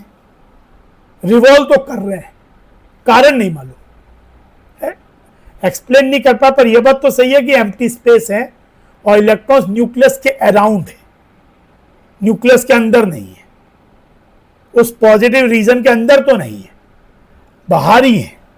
ये बात तो प्रूव हो गया एक्सपेरिमेंटली, लेकिन स्टेबिलिटी का कारण प्रूफ नहीं हो पाया। Another serious drawback of the Rutherford model is that it says nothing about distribution of electrons around the nucleus, उनकी एनर्जीज। मतलब बहुत नाइव मॉडल है, बहुत बेसिक बात कर रहा है। ये जो इलेक्ट्रॉन रिवॉल्व कर रहे हैं उनकी एनर्जीज क्या होगी, कुछ इलेक्ट्रॉन दूर हैं कुछ पास हैं, तो उनकी क्या एनर्जी कैलकुलेट कर सकते हैं। फिर बहुत से और भी चीज़ें थी, तो मतलब it was very basic model and stability को भी एक्सप्लेन नहीं कर पाया। तो हाँ, ये जरूर एक आइडिया आ गया कि न्यूक्लियस सेंटर में है और इलेक्ट्रॉन्स उसके अराउंड है। अब अराउंड किस तरीके से है, कारण क्या है, वो फिर आगे एक्सप्लोर किया गया। तो ये चीज है। अब पहले बोर्स मॉडल पहुंचने से पहले भी बहुत कुछ चीजें देखनी होगी। उससे पहले तो आज तो हम पहले तो जरा सा रदरफोर्ड मॉडल के बारे में ही कुछ पॉइंट्स देखते हैं जिन पे क्वेश्चंस हो। अच्छा, पहले एक बार ये भी देख लो एक।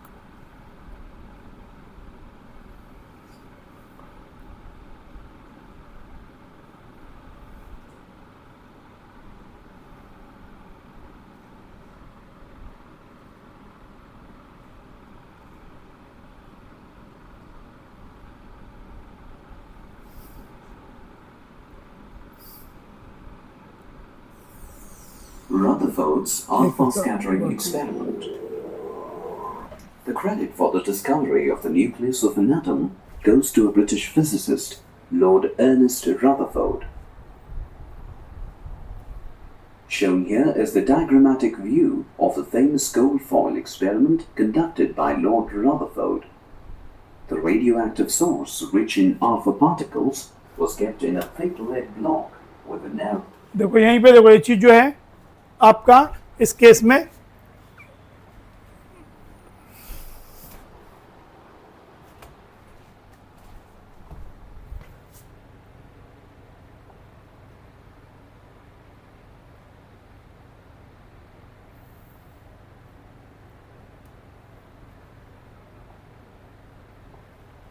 तो देखो यहाँ पे ये आपका अल्फा पार्टिकल जनरेटर है।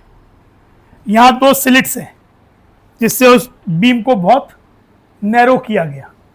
इसका नहीं कि बीम जो अल्फा पार्टिकल की बीम है वो सिंगल स्ट्रीम ही है, उसमें भी बहुत से अल्फा पार्टिकल्स हैं, बट फिर भी इट इज नैरो डाउन कि अल्टीमेटली एक एटम को यहाँ पे फॉइल पे हिट करे। ये गोल्ड फॉइल है जो कि 100 नैनोमीटर थिकनेस था, और ये आपका वो है स्क्रीन, पूरा सर्कुलर स्क्रीन। तो जब यहाँ पे पार्टिकल एक बीम पहुंचेगा तो इधर से वो स्कैटर्ड होंगे। जैसे मान लो इस लाइन पे ये पहुंचा, तो यहां से अब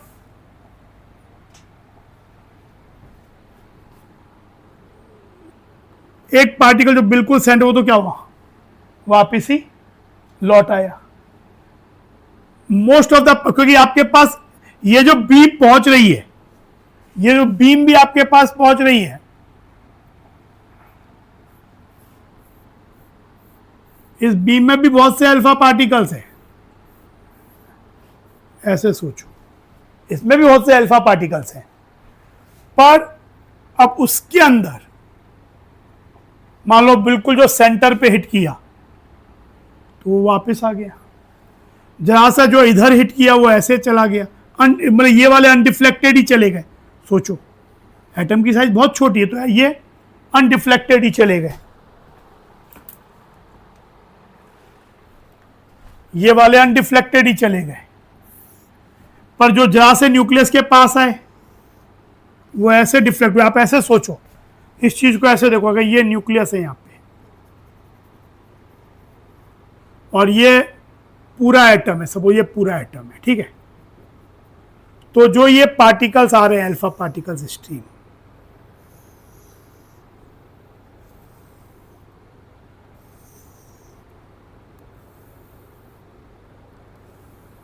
अभी इसमें से कुछ, क्योंकि अभी हमें कुछ रिजल्ट्स भी पढ़ने हैं, तो अभी डायग्राम, ये न्यूक्लियस हो गया, तो जो जरा से दूर हो जाएंगे वो तो प्रैक्टिकली स्ट्रेट ही चले जाएंगे। आप ऐसे सोचो, ये वाले, ये सीधा चला गया, ये भी यहां सीधा चला गया, इसके बाद सभी, इसके इधर तो सभी सीधे चले गए, ठीक है, यहां पे भी। अब ये जो पार्टिकल है ये कुछ ऐसे डिफ्लेक्ट हो गया, न्यूक्लियस ने डिफ्लेक्ट किया, तो बिल्कुल यहां वाला भी कोई एक पार्टिकल ऐसे ही डिफ्लेक्ट हो जाएगा। और क्लोज आए तो क्या होगा, इसका डिफ्लेक्शन और बढ़ जाएगा। और इसी चीज को रोटेटिंग सर्कुलर स्क्रीन एनालाइज, ये जो आप यहां पे स्क्रीन बनाओगे, ये जो आपका है ये चीज, ये इन्हीं स्पॉट्स को मेजर कर रहा है। तभी वो देख रहा है कि मेनली स्पॉट तो यहीं डेवलप हो रहे हैं सीधे, या intensity of that spot is high. फिर ये हो गया, कुछ 90 डिग्री से हो गए, और एक पार्टिकल वन आउट ऑफ 20,000 बिल्कुल जो सेंट्रल लाइन पे आया, वो वापिस ही लौट गया 1 आउट ऑफ, ये पूरा 180, मतलब इसका स्कैटरिंग कितना हुआ। स्कैटरिंग का मतलब क्या होता है, स्कैटरिंग कौन सा होता है, ओरिजिनल जो लाइन है, जैसे ये वाला पार्टिकल कितना स्कैटर्ड किया, इसकी ओरिजिनल लाइन ये थी, ऐसा हो गया तो इसका स्कैटरिंग एंगल थीटा ही हो गया। इस वाले का ये स्कैटरिंग एंगल हो गया, इस वाले का 180 हो गया स्कैटरिंग एंगल। फिर एक टर्म होती है इंपैक्ट पैरामीटर, जो सेंट्रल लाइन है, ये न्यूक्लियस है, उससे ये जो अल्फा पार्टिकल की स्ट्रीम है जितना दूरी पे है, इस डिस्टेंस को बोलते हैं बी, इंपैक्ट पैरामीटर। जैसे जो इस लाइन पे है उसका इंपैक्ट पैरामीटर 0, पर जो इससे इस डिस्टेंस पे है इसका इंपैक्ट पैरामीटर बी, जो ये डिस्टेंस हो गई, इसको बोलते हैं इंपैक्ट पैरामीटर। हाँ, क्या इलेक्ट्रॉन्स इलेक्ट्रॉन्स का पोजीशन, अल्फा पार्टिकल, इलेक्ट्रॉन बहुत लाइट है, तो इलेक्ट्रॉन अगर रास्ते में पड़ भी गया, पहली बात तो क्या होगा, इलेक्ट्रॉन का जो चार्ज, पहले तो इलेक्ट्रॉन तो एक जगह लोकेटेड नहीं है, अलग अलग जगह पे लोकेटेड है। तो अगर रास्ते में एक तो इलेक्ट्रॉन पड़ गया तो उसको इजीली नॉकड ऑफ करना या उसको हिट करते हुए आगे निकल जाना आसान है। प्लस मान लो माइनस चार्ज है तो लग रहा है कि देख के कि ये अट्रैक्ट अपनी तरफ कर सकता था क्या, मे भी थोड़ा सा किया भी होगा।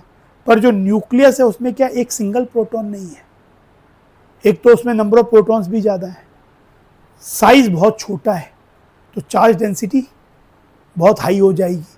तो उस कारण से जो अफेक्ट प्रोटॉन का या न्यूक्लियस का जो अल्फा पार्टिकल पे पड़ेगा रिपल्शन का, दैट विल, कह सकते हो कि जो इलेक्ट्रॉन का अफेक्ट है उस पर पड़ भी रहा है तो उससे मतलब उसका कोई मायना ही नहीं रहेगा। तो मेनली आउटपुट वो जो प्रोटॉन्स का जो न्यूक्लियस का अफेक्ट पड़ रहा है उसी से होगा, ठीक है ना। ऐसा नहीं कि इलेक्ट्रॉन्स थोड़े से अफेक्ट नहीं कर रहे होंगे, बट वो नेग्लिजिबल अफेक्ट हो रहा है। तो ये हो गया, ठीक है। तो ये देखो अब इसको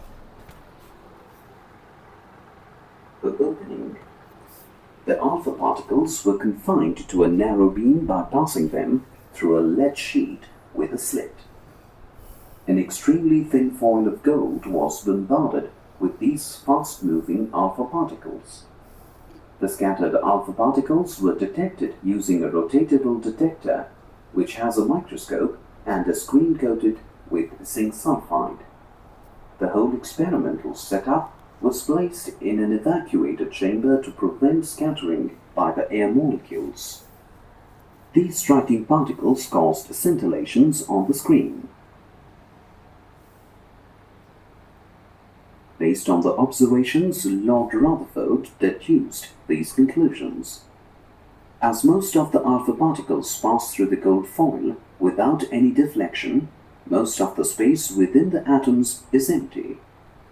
As some of the alpha particles were deflected by large angles, they must have approached some positively charged region responsible for the deflection. This positively charged region is called the nucleus.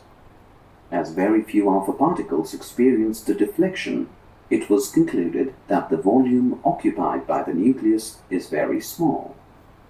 Since alpha particles, which are comparatively denser, were deflected by the nucleus, it shows that almost the complete mass of the atom must be within the nucleus.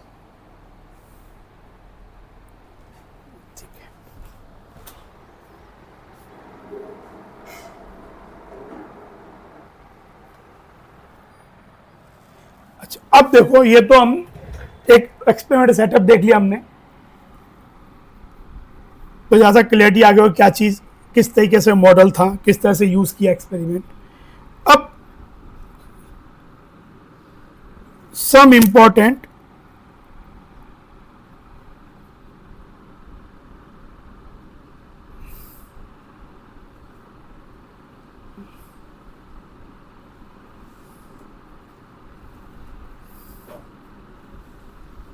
जो कि numerical point of view से, ये तो अभी हमने जो भी देखा थ्योरेटिकल बातें हैं, इस पे रदरफोर्ड मॉडल पे बहुत सा क्वेश्चन ये भी आता है।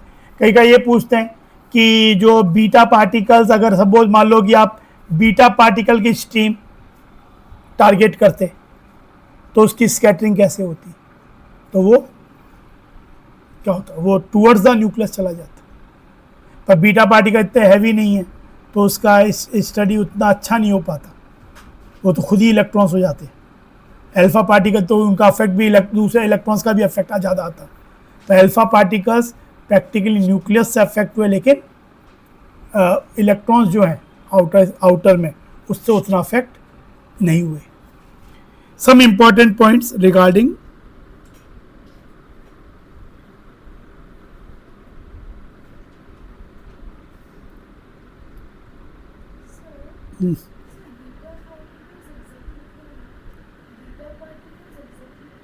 बीटा पार्टिकल्स, बता दूंगी, रदरफोर्ड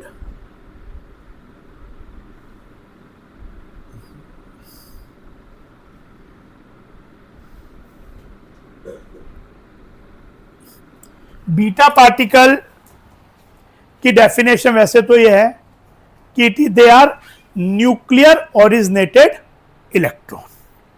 पहले beta particle is a radio active particle, it has all properties similar to electron, mass, charge, हर चीज इलेक्ट्रॉन के जैसा ही है।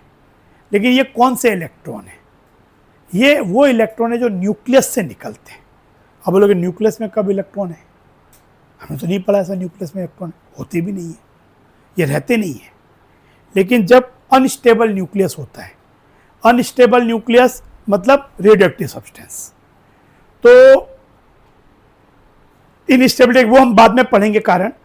पर जब न्यूक्लियस अनस्टेबल होता है तो उसमें एक बार ऐसा चीज होता है कि कभी ऐसी रिक्वायरमेंट पड़ती है कि जो न्यूट्रॉन है, मान लो नंबर ऑफ न्यूट्रॉन ज़्यादा हो जाए देन द रिक्वायर्ड नीड। कब होते हैं वो बाद में देखेंगे। तो उस समय न्यूट्रॉन अपने आप को कन्वर्ट करते हैं प्रोटॉन में। जैसे न्यूट्रॉन खुद तो न्यूट्रल है, प्रोटॉन में कन्वर्ट हुआ तो चार्ज +1 आ गया। मास प्रोटॉन और न्यूट्रॉन का ऑलमोस्ट सेम है, हमने लेकिन न्यूट्रॉन का मास थोड़ा सा ज़्यादा है बोला था, अब ये बात समझ में आएगी क्यों। तो न्यूट्रॉन प्रोटॉन में कन्वर्ट हुआ, मास 1 हो गया, चार्ज +1 हो गया। पर न्यूट्रॉन पे मास 1 था, चार्ज 0 था, तो मास तो अभी भी 1 है पर चार्ज तो इस तरफ +1 हो गया, चार्ज भी बराबर रहना चाहिए। तो संग में एक पार्टिकल निकलता है -1 0, जिसका चार्ज -1 हो और मास ऑलमोस्ट 0 हो, जो कि इलेक्ट्रॉन है। पर ये इलेक्ट्रॉन नॉर्मल इलेक्ट्रॉन नहीं है, प्रॉपर्टी नॉर्मल इलेक्ट्रॉन जैसी है, पर ये निकला कहाँ से, न्यूक्लियस से। कि जब वो न्यूट्रॉन कन्वर्ट हुआ प्रोटॉन में और बीटा में, तो जो उसमें एनर्जी थी बीटा पार्टिकल में, उसी को बीटा पार्टिकल बोल देते हैं, वो फिर न्यूक्लियस बैरियर को क्रॉस करके बाहर निकल गया। तो इसलिए बोलते हैं कि they are nuclear originated electrons which emit during radioactivity. अच्छा, अब सोचो न्यूट्रॉन टूटा किसमें, प्रोटॉन और बीटा पार्टिकल में, तो प्रोटॉन से थोड़ा सा मास ज्यादा होगा ना, कि बीटा इलेक्ट्रॉन का मास भी 0 तो नहीं है, रिप्रेजेंटेटिवली 0 है, पर है तो थोड़ा सा मास। तो इलेक्ट्रॉन और प्रोटॉन का मास मिलके क्या बन रहा था, न्यूट्रॉन बन रहा था ना।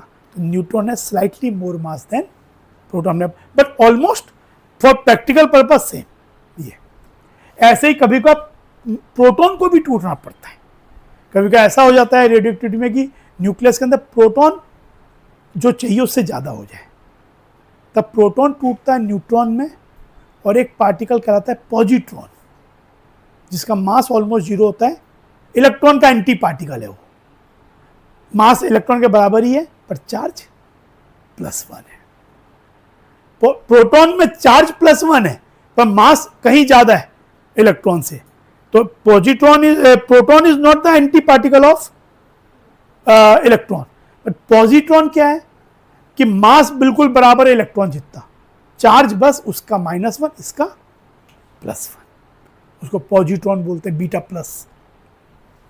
अल्फा पार्टिकल भी ऐसे ही निकलते हैं जब हैवी एटॉमिक नंबर वाले रेडियोएक्टिव एलिमेंट्स डीके होते हैं। तो अब देखो, पहला चीज है, क्योंकि न्यूक्लियर मॉडल पढ़ रहे हैं,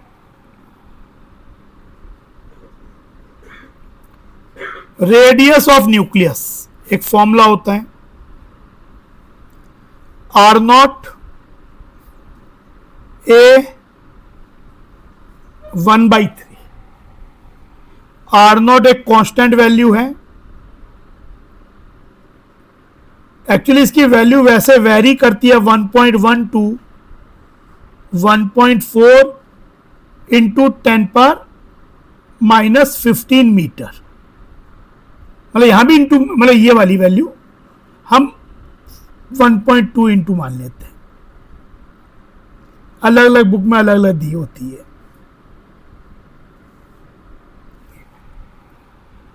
टेन पर -15 को फर्मी भी बोलते हैं, इसको ऐसे भी लिख सकते हैं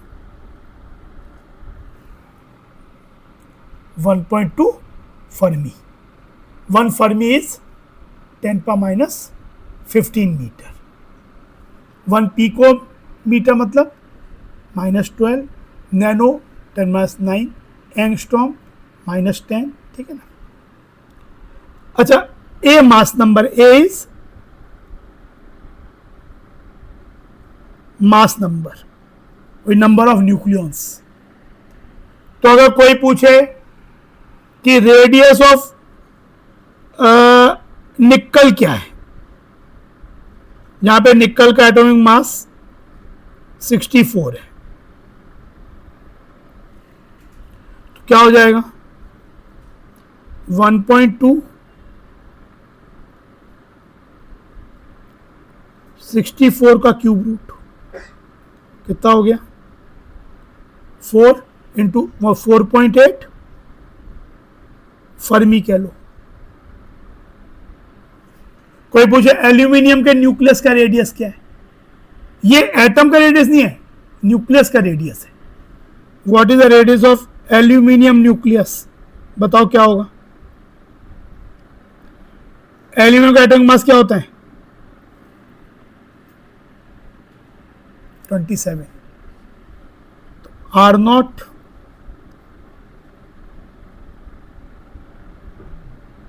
27, तो ये क्या हो गया 3 cube root of 27 3.6 metre.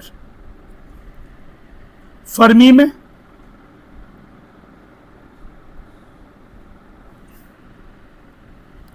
Oxygen atom का न्यूक्लियस का ये हो जाएगा R0 16 1/3, ऐसे करना जो भी इससे सॉल्व करके आएगा। रेडियस अलग अलग होते हैं न्यूक्लियस के, तो एक तो ये रिजल्ट हो गया, इंपॉर्टेंट रिजल्ट है। आगे 12th क्लास में फिजिक्स कोर्स में भी ये रिजल्ट पढ़ोगे।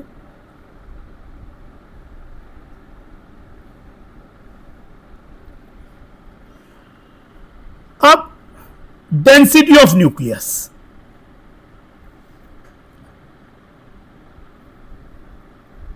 सेकेंड, तो रेडियस ऑफ न्यूक्लियस किस ऑर्डर का हो गया 10⁻15 ऑर्डर का हो ही गया, जो बोल भी रहे थे। डेंसिटी ऑफ न्यूक्लियस, डेंसिटी क्या होता है mass by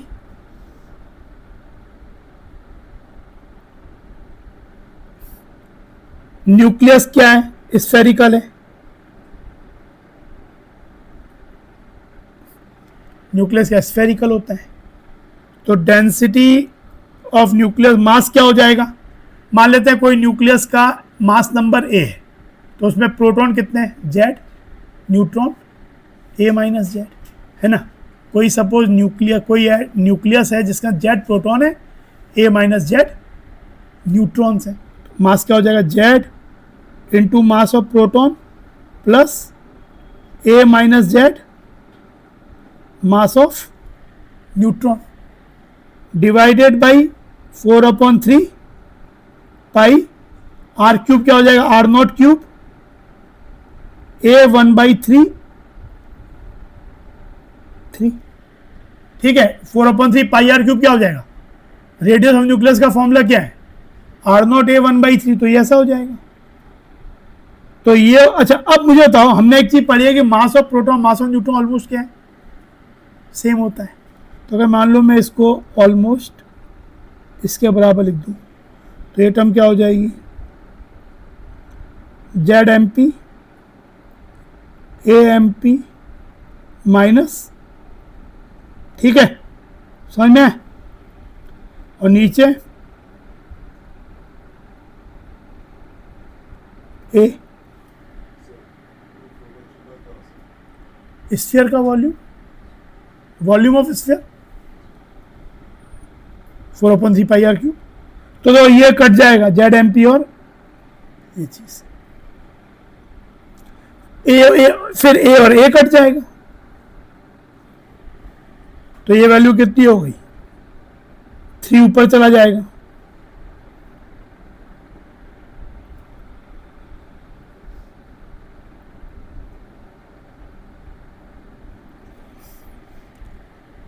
three M P by 4 pi r nought cube. यहां पे हर वैल्यू क्या है, कांस्टेंट ही है। मास ऑफ प्रोटॉन क्या होता है, 1.67 into 10⁻⁻27 kg, 4 into 3.14, r nought 1.2 into 10⁻⁻15 का होल क्यूब। तो ये पूरा वैल्यू जब सॉल्व करो तो ये आएगा 2.99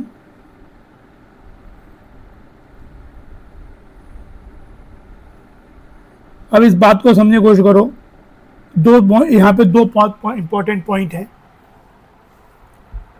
ये डेंसिटी आ गई, न्यूक्लियस की डेंसिटी किस ऑर्डर की आ गई, 2.99 इंटू 10⁻17 kg पर मीटर क्यूब।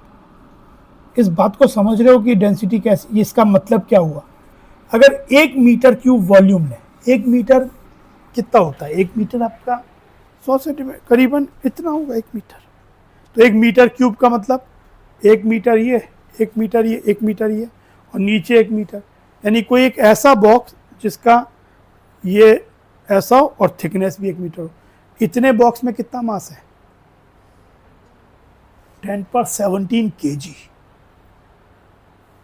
यानी कितना डेंस है, कितनी हाई डेंसिटी है कि आपके सोचो इतना ज्यादा मास केवल 1 मीटर क्यूब। 1 मीटर क्यूब मतलब आपका जो नॉर्मल पानी की टंकी होती है, जो हम पानी को फिल करने के लिए करते हैं 500 लीटर वाली टंकी, उसका वॉल्यूम भी 1 मीटर क्यूब जितना ही होगा। तो उतने से वॉल्यूम में कितना मास, इतना मास, यानी कितना ज्यादा डेंसली पैक्ड होगा। न्यूक्लियस का मास इतना नहीं है, मास डेंसिटी इतनी है। तो उस छोटे से जो वो अल्फा पार्टिकल स्ट्राइक करता है तो वो वापस लौट जाता है। और दूसरी इंपॉर्टेंट बात, यहां पे हमने ये नहीं बोला कहीं कि न्यूक्लियस ऑक्सीजन का है या एल्यूमिनियम का है, रेडियस अलग अलग निकाला, पर ये हमने जनरल फॉर्मूला लिखा। इसके बाद जनरल चीज लिखी कि जेड अगर प्रोटॉन नंबर है और ए माइनस जेड न्यूट्रॉन है तो ऐसा होगा। तो ये तो कांस्टेंट आ गया, मतलब कहने का मतलब क्या, जितने भी एलिमेंट हैं उनकी जो डेंसिटी है न्यूक्लियस की वो सबकी सेम है। चाहे वो सोडियम एटम का न्यूक्लियस हो, चाहे वो आयरन एटम का न्यूक्लियस हो, चाहे वो एल्यूमिनियम एटम का न्यूक्लियस हो, all nucleus have same density, highly dense and has almost same density. Size अलग ज्यादा है, साइज जितना, जिसका ए जितना ज्यादा साइज उतना बड़ा, क्योंकि ए पे ए 1/3 पे, या कह दो साइज मतलब वॉल्यूम, वॉल्यूम क्या है 4/3 pi r nought cube into ए, तो ए बड़ा तो साइज भी बड़ा, वॉल्यूम बड़ा, लेकिन मास डेंसिटी जो डेंसिटी है वो सबकी कांस्टेंट है, जिसका वॉल्यूम बड़ा होगा उसमें मास भी ज्यादा हो जाएगा, बट डेंसिटी सबकी सेम रह रही है और बहुत हाई है, और बहुत हाई है, ठीक है।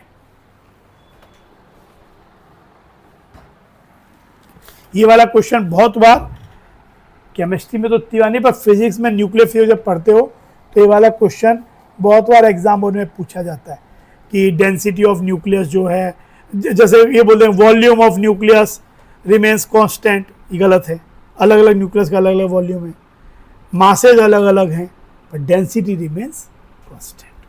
Mass by volume is a fixed value. फिर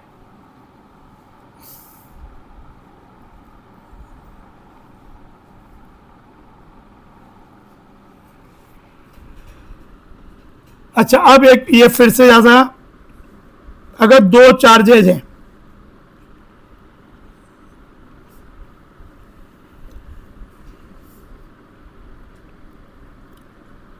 दो चार्जेज हैं Q1 Q2 separated by a distance r, then जो इलेक्ट्रोस्टैटिक फोर्स इनके बीच में होता है as per Coulomb law, it is given K Q1 Q2 by r square. ये रिपल्सिव होंगे, रिपल्सिव का व्हेन अलाइक, दोनों पॉजिटिव दोनों नेगेटिव तो रिपल्सिव। रिपल्सिव मतलब ये इसको रिपेल कर रहा होगा, ये इसको रिपेल कर रहा होगा, एंड अलोंग दिस लाइन लग रहा होगा। पर अगर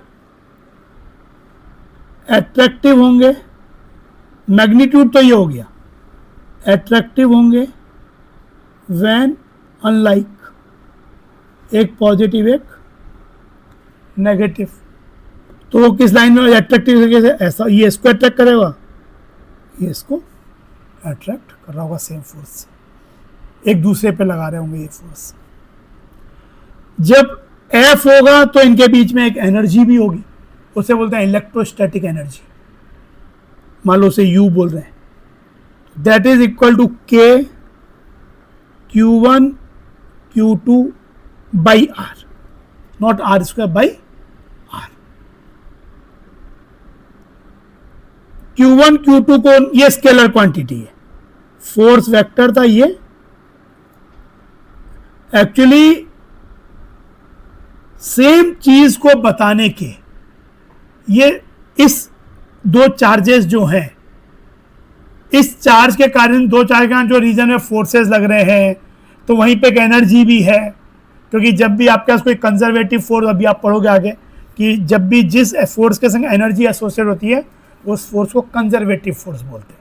जैसे ग्रेविटेशनल फोर्स है, कंजर्वेटिव है, उसके संग ग्रेविटेशनल पोटेंशियल एनर्जी होती है। इलेक्ट्रोस्टैटिक भी कंजर्वेटिव होता है। तो ये एक ही चीज को कहने के दो अलग अलग तरीके, एक स्केलर वे और एक वेक्टर वे, इनमें आपस में रिलेशनशिप भी होता है।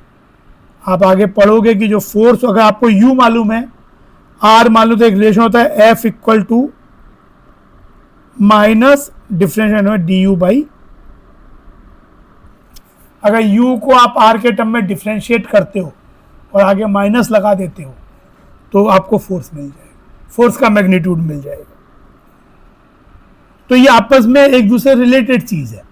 अब Q1 Q2 को अगर साइन के संग लोगे तो अगर दोनों पॉजिटिव तो पॉजिटिव आएगा, दोनों नेगेटिव है तब भी पॉजिटिव आएगा, यानी दोनों नेगेटिव में भी रिपल्सिव है, दोनों पॉजिटिव में भी रिपल्सिव होता है। तो एक्चुअली आप यहाँ पे साइन के संग ही लेते हैं, तो अगर एनर्जी पॉजिटिव आती है मतलब रिपल्सिव, और एनर्जी नेगेटिव आती है मतलब अट्रैक्टिव। अगर एक पॉजिटिव एक नेगेटिव चार्ज है तो क्या होगा, अट्रैक्टिव, दोनों एनर्जी नेगेटिव आएगी, और दोनों नेगेटिव दोनों पॉजिटिव तो एनर्जी पॉजिटिव आएगी, यानी रिपल्सिव। स्मॉल के की वैल्यू होती है वैक्यूम में 1/4πε0, जिसकी वैल्यू होती है 9 × 10⁹ ऐसा ही सिस्टम में।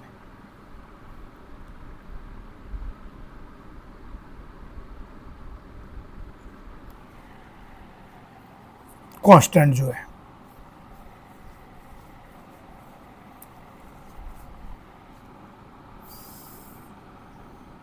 और एक रिजल्ट, अगर किसी रीजन में इलेक्ट्रिक फील्ड, ये पहले ही बताया, इलेक्ट्रिक फील्ड ई वेक्टर है और इस रीजन में कोई चार्ज रखा जाए Q, then the force experienced by the charge is Q should be taken with its Q with, तो इलेक्ट्रोस्टैटिक फोर्स उस पर ही हो जाएगा। When a charge Q is placed in a region of electric field E, और उसी region में अगर उसका पोटेंशियल V है, पोटेंशियल V है, तो उसकी पोटेंशियल एनर्जी हो जाएगी इलेक्ट्रोस्टैटिक Q विथ साइन। यहां भी ये भी एक ही चीज को कहने के दो तरीके हैं, इलेक्ट्रिक फील्ड और पोटेंशियल, एक वेक्टर तरीका, एक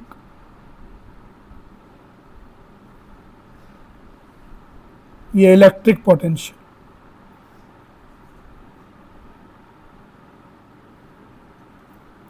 ये इलेक्ट्रिक पोटेंशियल एनर्जी U,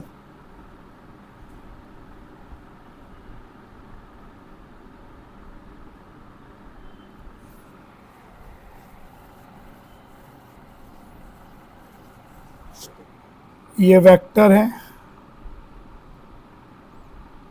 ई भी वेक्टर है तो लगाए ही ऊपर, ये स्केलर,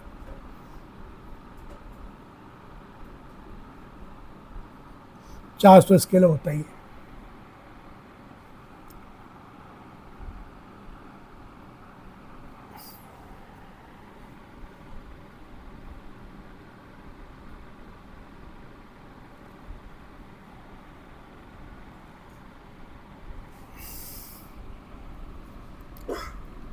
ये लिख लिया था।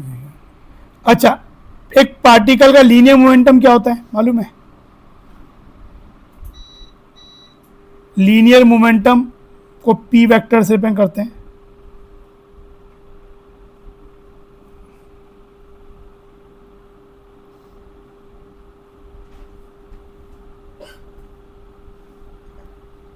मास m having velocity v vector, momentum क्या होगा? P वेक्टर इक्वल टू, ये पढ़ा होगा लीनियर मोमेंटम, mv वेक्टर।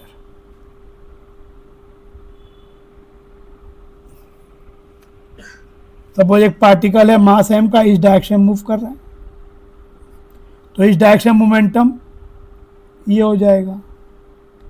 अगर इस डायरेक्शन में मूव कर रहा है तो P वेक्टर इस डायरेक्शन में हो जाएगा। काइनेटिक एनर्जी क्या होती है पार्टिकल की? Half mv²। मान लो भाई इस पार्टिकल की वेलोसिटी वेक्टर v है, पर स्पीड v है, वेक्टर के बिना दो तो स्पीड हो गई। तो देखो, अगर मैं इसे m से मल्टीप्लाई करूं और डिवाइड करूं तो m² v² क्या लिख सकता हूं?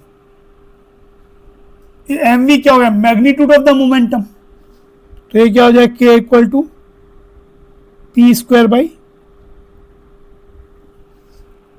मैग्नीट्यूड ऑफ मोमेंटम का square by twice mass k। तो implies magnitude of momentum root twice k। Important result है।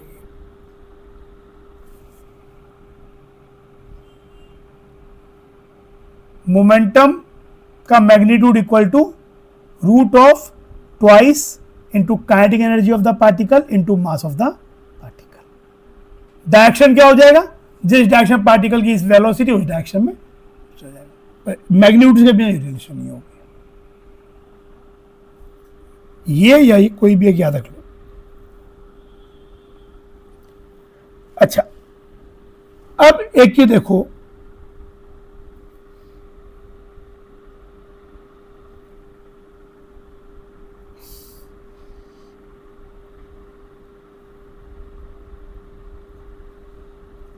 ये गोल्ड फॉइल, जो गोल्ड फॉइल है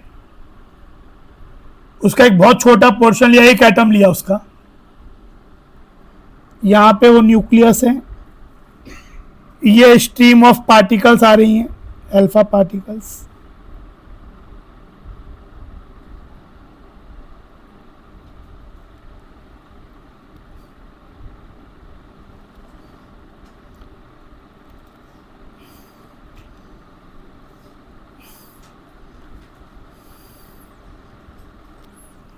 तो ये क्या होगा,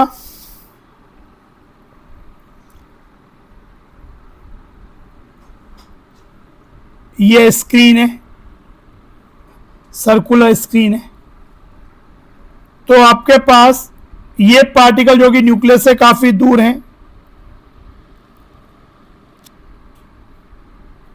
ये मान लो अनडिफ्लेक्टेड ही चले गए, ये तो अनडिफ्लेक्टेड चले गए, सिमिलरली ये भी अनडिफ्लेक्टेड चला गया, तो इसका कुछ भी स्कैटरिंग नहीं हुआ प्रैक्टिकली। पर अगला पार्टिकल मान लो ये वाला है, ओरिजिनल लाइन ये थी, पर ये सपोज ऐसे डिफ्लेक्ट हो गया कुछ, तो इसका डिफ्लेक्शन स्कैटरिंग एंगल थीटा ये हो गया, यहां पे भी कुछ ऐसे ही हो जाएगा, और जो पास में आया वो और ज्यादा स्कैटर्ड हो गया,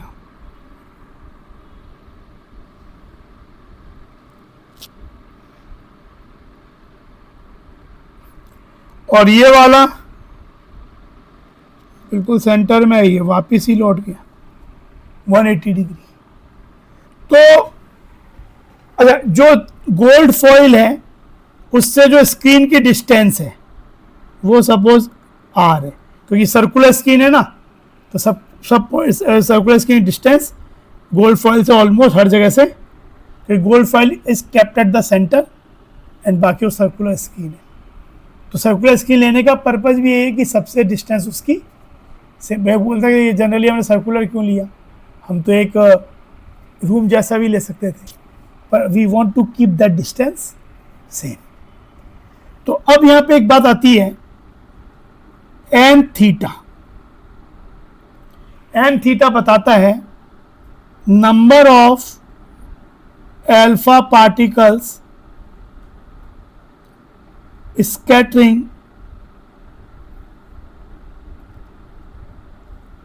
eight angle theta per unit time, per second कितने, भाई एक्सपेरिमेंट में बहुत से अल्फा पार्टिकल्स हिट कर रहे हैं, तो इन पूरे पार्टिकल्स में से एक्सपेरिमेंट में जितने भी पार्टिकल्स आपने एक हिट किए, कितने पार्टिकल्स थीटा एंगल पे स्कैटर कर रहे हैं पर सेकेंड। तो ये वैल्यू होती है inversely proportional to sine theta by 2, जिस एंगल को आपको चाहिए उसका हाफ का sine, whole to the power 4। इसको आप ये भी लिख सकते हो साइन 4 थीटा बाई 2, एक ही बात है, ये और ये एक ही चीज है। ये दोनों एक ही बात बताते हैं। तो एक तो ये हो गया कि मान लो कोई बोले 45 90 डिग्री पे स्कैटर्ड करने वाले एंगल पर सेकेंड कितने हैं तो ये हो जाएगा साइन 90/2 पावर 4, यहां पे ये चीज फिर एक तो इस बात पे डिपेंड करता है,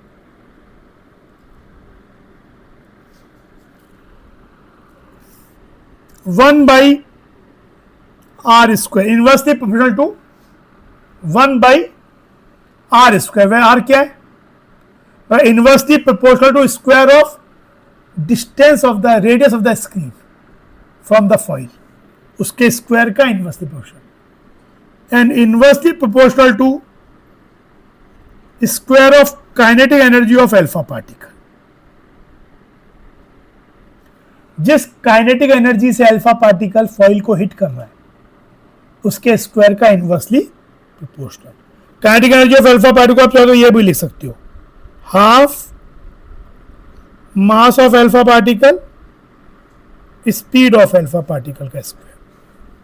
तो अल्टीमेटली स्पीड के रेस्पेक्ट में क्या हो जाएगा, 1 बाई वी 4, काइनेटिक एनर्जी का स्क्वायर तो स्पीड का 4th पावर हो जाएगा। तो ये चीज है। तो कभी कभी ये इनफैक्ट में फिजिक्स के टेक्स्ट बुक में ग्राफ दिया है, N theta versus theta. Theta जैसे जैसे बढ़ता है साइन की वैल्यू बढ़ती है ना, साइन 0 होता है, साइन 90 1 होता है, तो 0 से 90 पे साइन की वैल्यू जैसे जैसे थीटा बढ़ता है साइन बढ़ता है। तो यहां पे देखा गया है कि थीटा बड़ा होगा तो number of particles scattering at that angle कम होंगे। तो ये ग्राफ कुछ इस नेचर का होता है, higher the theta lower the number of particles scattering at that angle. कम एंगल ज्यादा पार्टिकल्स, ज्यादा एंगल कम पार्टिकल्स। ठीक, तो ये और एक ये कुछ चीजें आपको दी और डेटा, जैसे आपने मान लो सब कुछ सेम, आपसे एक एक्सपेरिमेंट कोई पूछे कि भाई एक एक्सपेरिमेंट तो हर एक एंगल पे स्कैटर होने वाले पार्टिकल्स हैं, कोई आपसे पूछे कि 60 डिग्री पे जो पार्टिकल पर सेकेंड स्कैटर्ड हो रहे हैं, सपोज उनका नंबर x है, इन एन एक्सपेरिमेंट कोई आपसे पूछे in alpha particle scattering experiment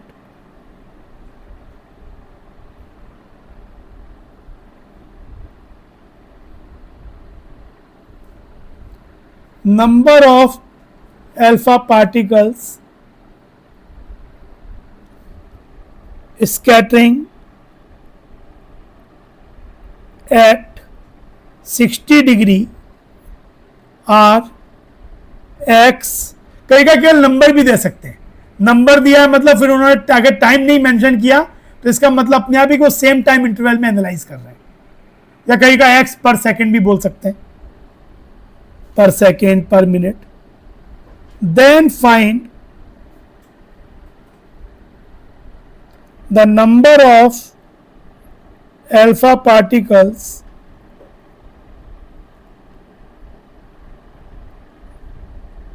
scattering at 90 degree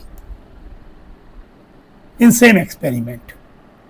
उसी एक्सपेरिमेंट में 90 डिग्री पे कितने पार्टिकल्स स्कैटर्ड हो रहे होंगे, अगर 60 डिग्री पे एक्स हो रहे हैं तो। किसी क्वेश्चन में एक्स का नंबर भी हो सकता है, मान लो इसको नंबर देते हैं 200 देते हैं, चलो 200 पर सेकेंड, तो 90 डिग्री पे स्कैटर्ड होने वाले कितने।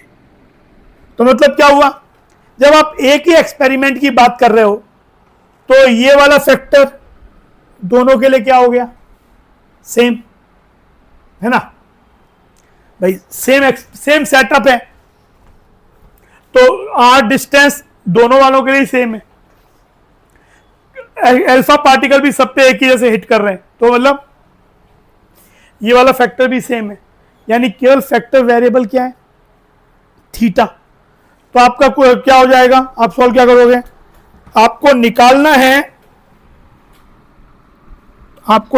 है थीटा 90 डिग्री वाला, और दिया हुआ है,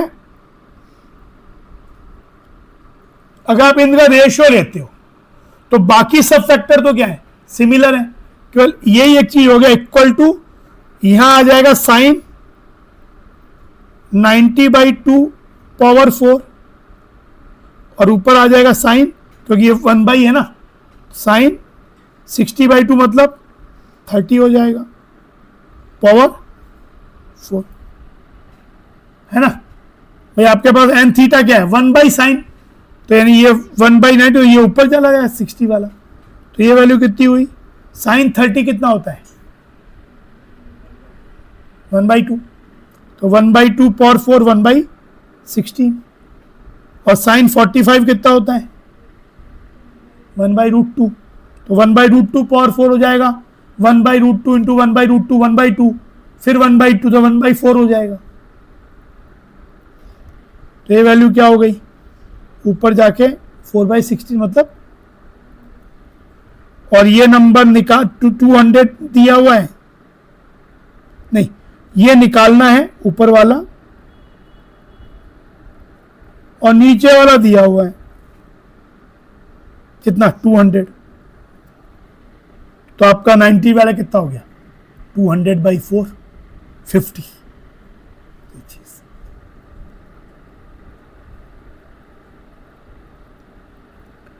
जो आपको ये बता भी होगा, यहां पर ये क्या है, एंगल बढ़ता जाता है, नंबर ऑफ पार्टिकल्स कम होते जाते हैं। तो ये चीज, फिर कभी ऐसा हो सकता है कि सब कुछ मान लो कि 2 और एक्सपेरिमेंट ऐसा किया गया। फर्स्ट एक्सपेरिमेंट में पार्टिकल की स्पीड v थी and the radius of the screen was r and speed was v. Now alpha particles speed is doubled and the screen radius is made half. Screen को पास लिया है और आधा कर दिया रेडियस, पास लाके स्क्रीन को पास लिया है, और स्पीड ऑफ अल्फा पार्टिकल को पहले वाले का डबल कर दिया। तो ये बताओ कि अगर suppose in first experiment 90 degree पे स्कैटर्ड होने वाले पार्टिकल्स का नंबर 200 था, तो अब सेकेंड एक्सपेरिमेंट 90 डिग्री पे स्कैटर्ड होने वालों का कोई और एंगल भी हो सकता है। क्वेश्चन ये पूरा ही बदल सकता है, ये हो सकता है कि पहले 90 डिग्री पे स्कैटर्ड होने वालों का नंबर 200 था, तो अब इस वाले में बताओ सेकेंड वाले में 60 डिग्री पे स्कैटर्ड होने वाले का नंबर क्या होगा। तो जब हम कैसे करेंगे तब प्रॉब्लम,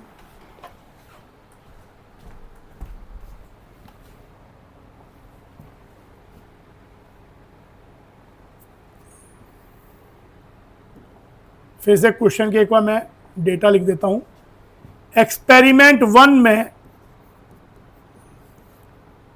रेडियस ऑफ स्क्रीन वाला समझ में आ रहा है ना, कि जैसे अगर ये फॉइल है, फॉइल ऐसा रखा तो हम ये स्क्रीन ऐसा रखते हैं ना, तो ये वाला रेडियस सर्कुलर स्क्रीन होता है, हमने देखा था, तो ये रेडियस। अब क्या किया, पहले रेडियस r था, speed of alpha particle v थी, और एन थीटा एट 90 डिग्री 200 था, ऑब्जर्व किया गया। Now in experiment 2 radius is half कर दिया, speed of alpha particle is made double कर दी, तो बताओ number of particle scattering at 60 degree would be what. तो पहले हमारे पास एन थीटा इक्वल टू 90 हो जाएगा 1/sin 90/2 power 4 by r square और बाई v पावर 4। स्पीड के रेस्पेक्ट में क्या है, काइनेटिक एनर्जी का स्क्वायर है, पर स्पीड का फोर्स पावर है, अल्फा पार्टिकल का मास तो वही रहा, तो v4 लिख दिया। अब एन थीटा इक्वल टू 60 हो जाएगा 1/sin पावर 4 r/2 का और ट्वाइस v का पावर, स्पीड डबल कर दी। अब कोई भी एक किसी से डिवाइड कर लेते हैं। अगर ये लिख लेते हैं N theta equal to 60 by N theta equal to 90, तो एन थीटा इक्वल टू 90 नीचे लिखा तो ये वाली टर्म ऊपर पहुंच जाएगी। Sine 45 power 4 r square v power 4, और साइन 60 नीचे लिखा है, ऊपर लिखा है, तो ये आइटम यहाँ नीचे आएगी sine 30 power 4 r square by 4, और ये हो जाएगा 2v, 2 पावर 4 क्या हो गया 16 v पावर 4, है ना, 16 v पावर 4। तो ये कैंसिल हो गया, ये कैंसिल हो गया, ये हो जाएगा साइन 45 1 बाई रूट 2 का पावर 4 1 बाई 4 हो जाएगा, 1 बाई, और ये 1 बाई 16 हो जाएगा यहाँ, इंटू ये 16 यहाँ है ही, देखो ये, और एक 4 भी है, हाँ ये एक 4 भी है, ये 4 भी है ना एक, ये वाला, तो 4 4 कट गया, 16 16 भी कट गया, यानी ये रेशियो, मतलब नंबर ऑफ पार्टिकल्स जो कि अब 60 डिग्री पे होंगे, हमें निकालना क्या है, ये निकालना है, दैट इज इक्वल टू उस एक्सपेरिमेंट में नंबर ऑफ पार्टिकल जो कि 90 डिग्री पे थे, यानी आंसर यही आ जाएगा। पहले एक्सपेरिमेंट में 200 particles were scattering at 90 degree. Now in this, जब आपने स्पीड डबल कर दिया, रेडियस हाफ कर दिया, तो 60 डिग्री पे स्कैटर्ड होने वाले कुछ मिला जुला कुछ ऐसा ही हो गया कि वो वही आ गया। तो इस तरह का क्वेश्चन, अब उसमें वेरिएशंस बहुत से हो सकते हैं, पर जनरली इन 3 पैरामीटर पे, या काइनेटिक एनर्जी में सीधे लिख दो, काइनेटिक एनर्जी का स्क्वायर, या हाफ एम वी स्क्वायर का स्क्वायर, मतलब स्पीड का पावर 4, और जिस भी टर्म्स में दिया हो तो इस तरीके से। तो एक ये क्वेश्चन करेगा कि थीटा एंगल, स्कैटरिंग एंगल पे कितने पार्टिकल स्कैटर्ड हो रहे हैं, इन पैरामीटर्स पे कैसे डिपेंडेंट है, तो इस पे बेस्ड क्वेश्चन भी आ सकता है। ठीक है ना, ठीक है। नेक्स्ट क्लास में हम लोग इसी थोड़ा सा इसका ही 1-2 चीज बचा है। एक तो पहले इसका क्लोजेस्ट डिस्टेंस ऑफ अप्रोच, और एक इम्पैक्ट पैरामीटर का फॉर्मूला देखेंगे वो तो, और एक क्लोजेस्ट डिस्टेंस ऑफ अप्रोच करके एक चीज होती है कि वही जो पार्टिकल जब लौटता है, जो 180 डिग्री पे लौटता है, तो वो कितना दूर जाके फिर कहां से लौटता है, तो that distance is called closest distance of approach. तो हाउ टू फाइंड दैट, तो वो एक चीज देखेंगे। उसके बाद हम आगे टूवर्ड्स बोर मॉडल पढ़ेंगे। तो बोर मॉडल अभी पढ़ने में टाइम है, पर उससे पहले हम वो फोटो इलेक्ट्रिक, प्लैंक्स इक्वेशन, ये सब। तो नेक्स्ट क्लास में पहले थोड़ा सा इसका जो बचा हुआ पोर्शन है, क्लोजेस्ट डिस्टेंस ऑफ अप्रोच, वो एक चीज़ देख के फिर हम लोग टूवर्ड्स बोर मॉडल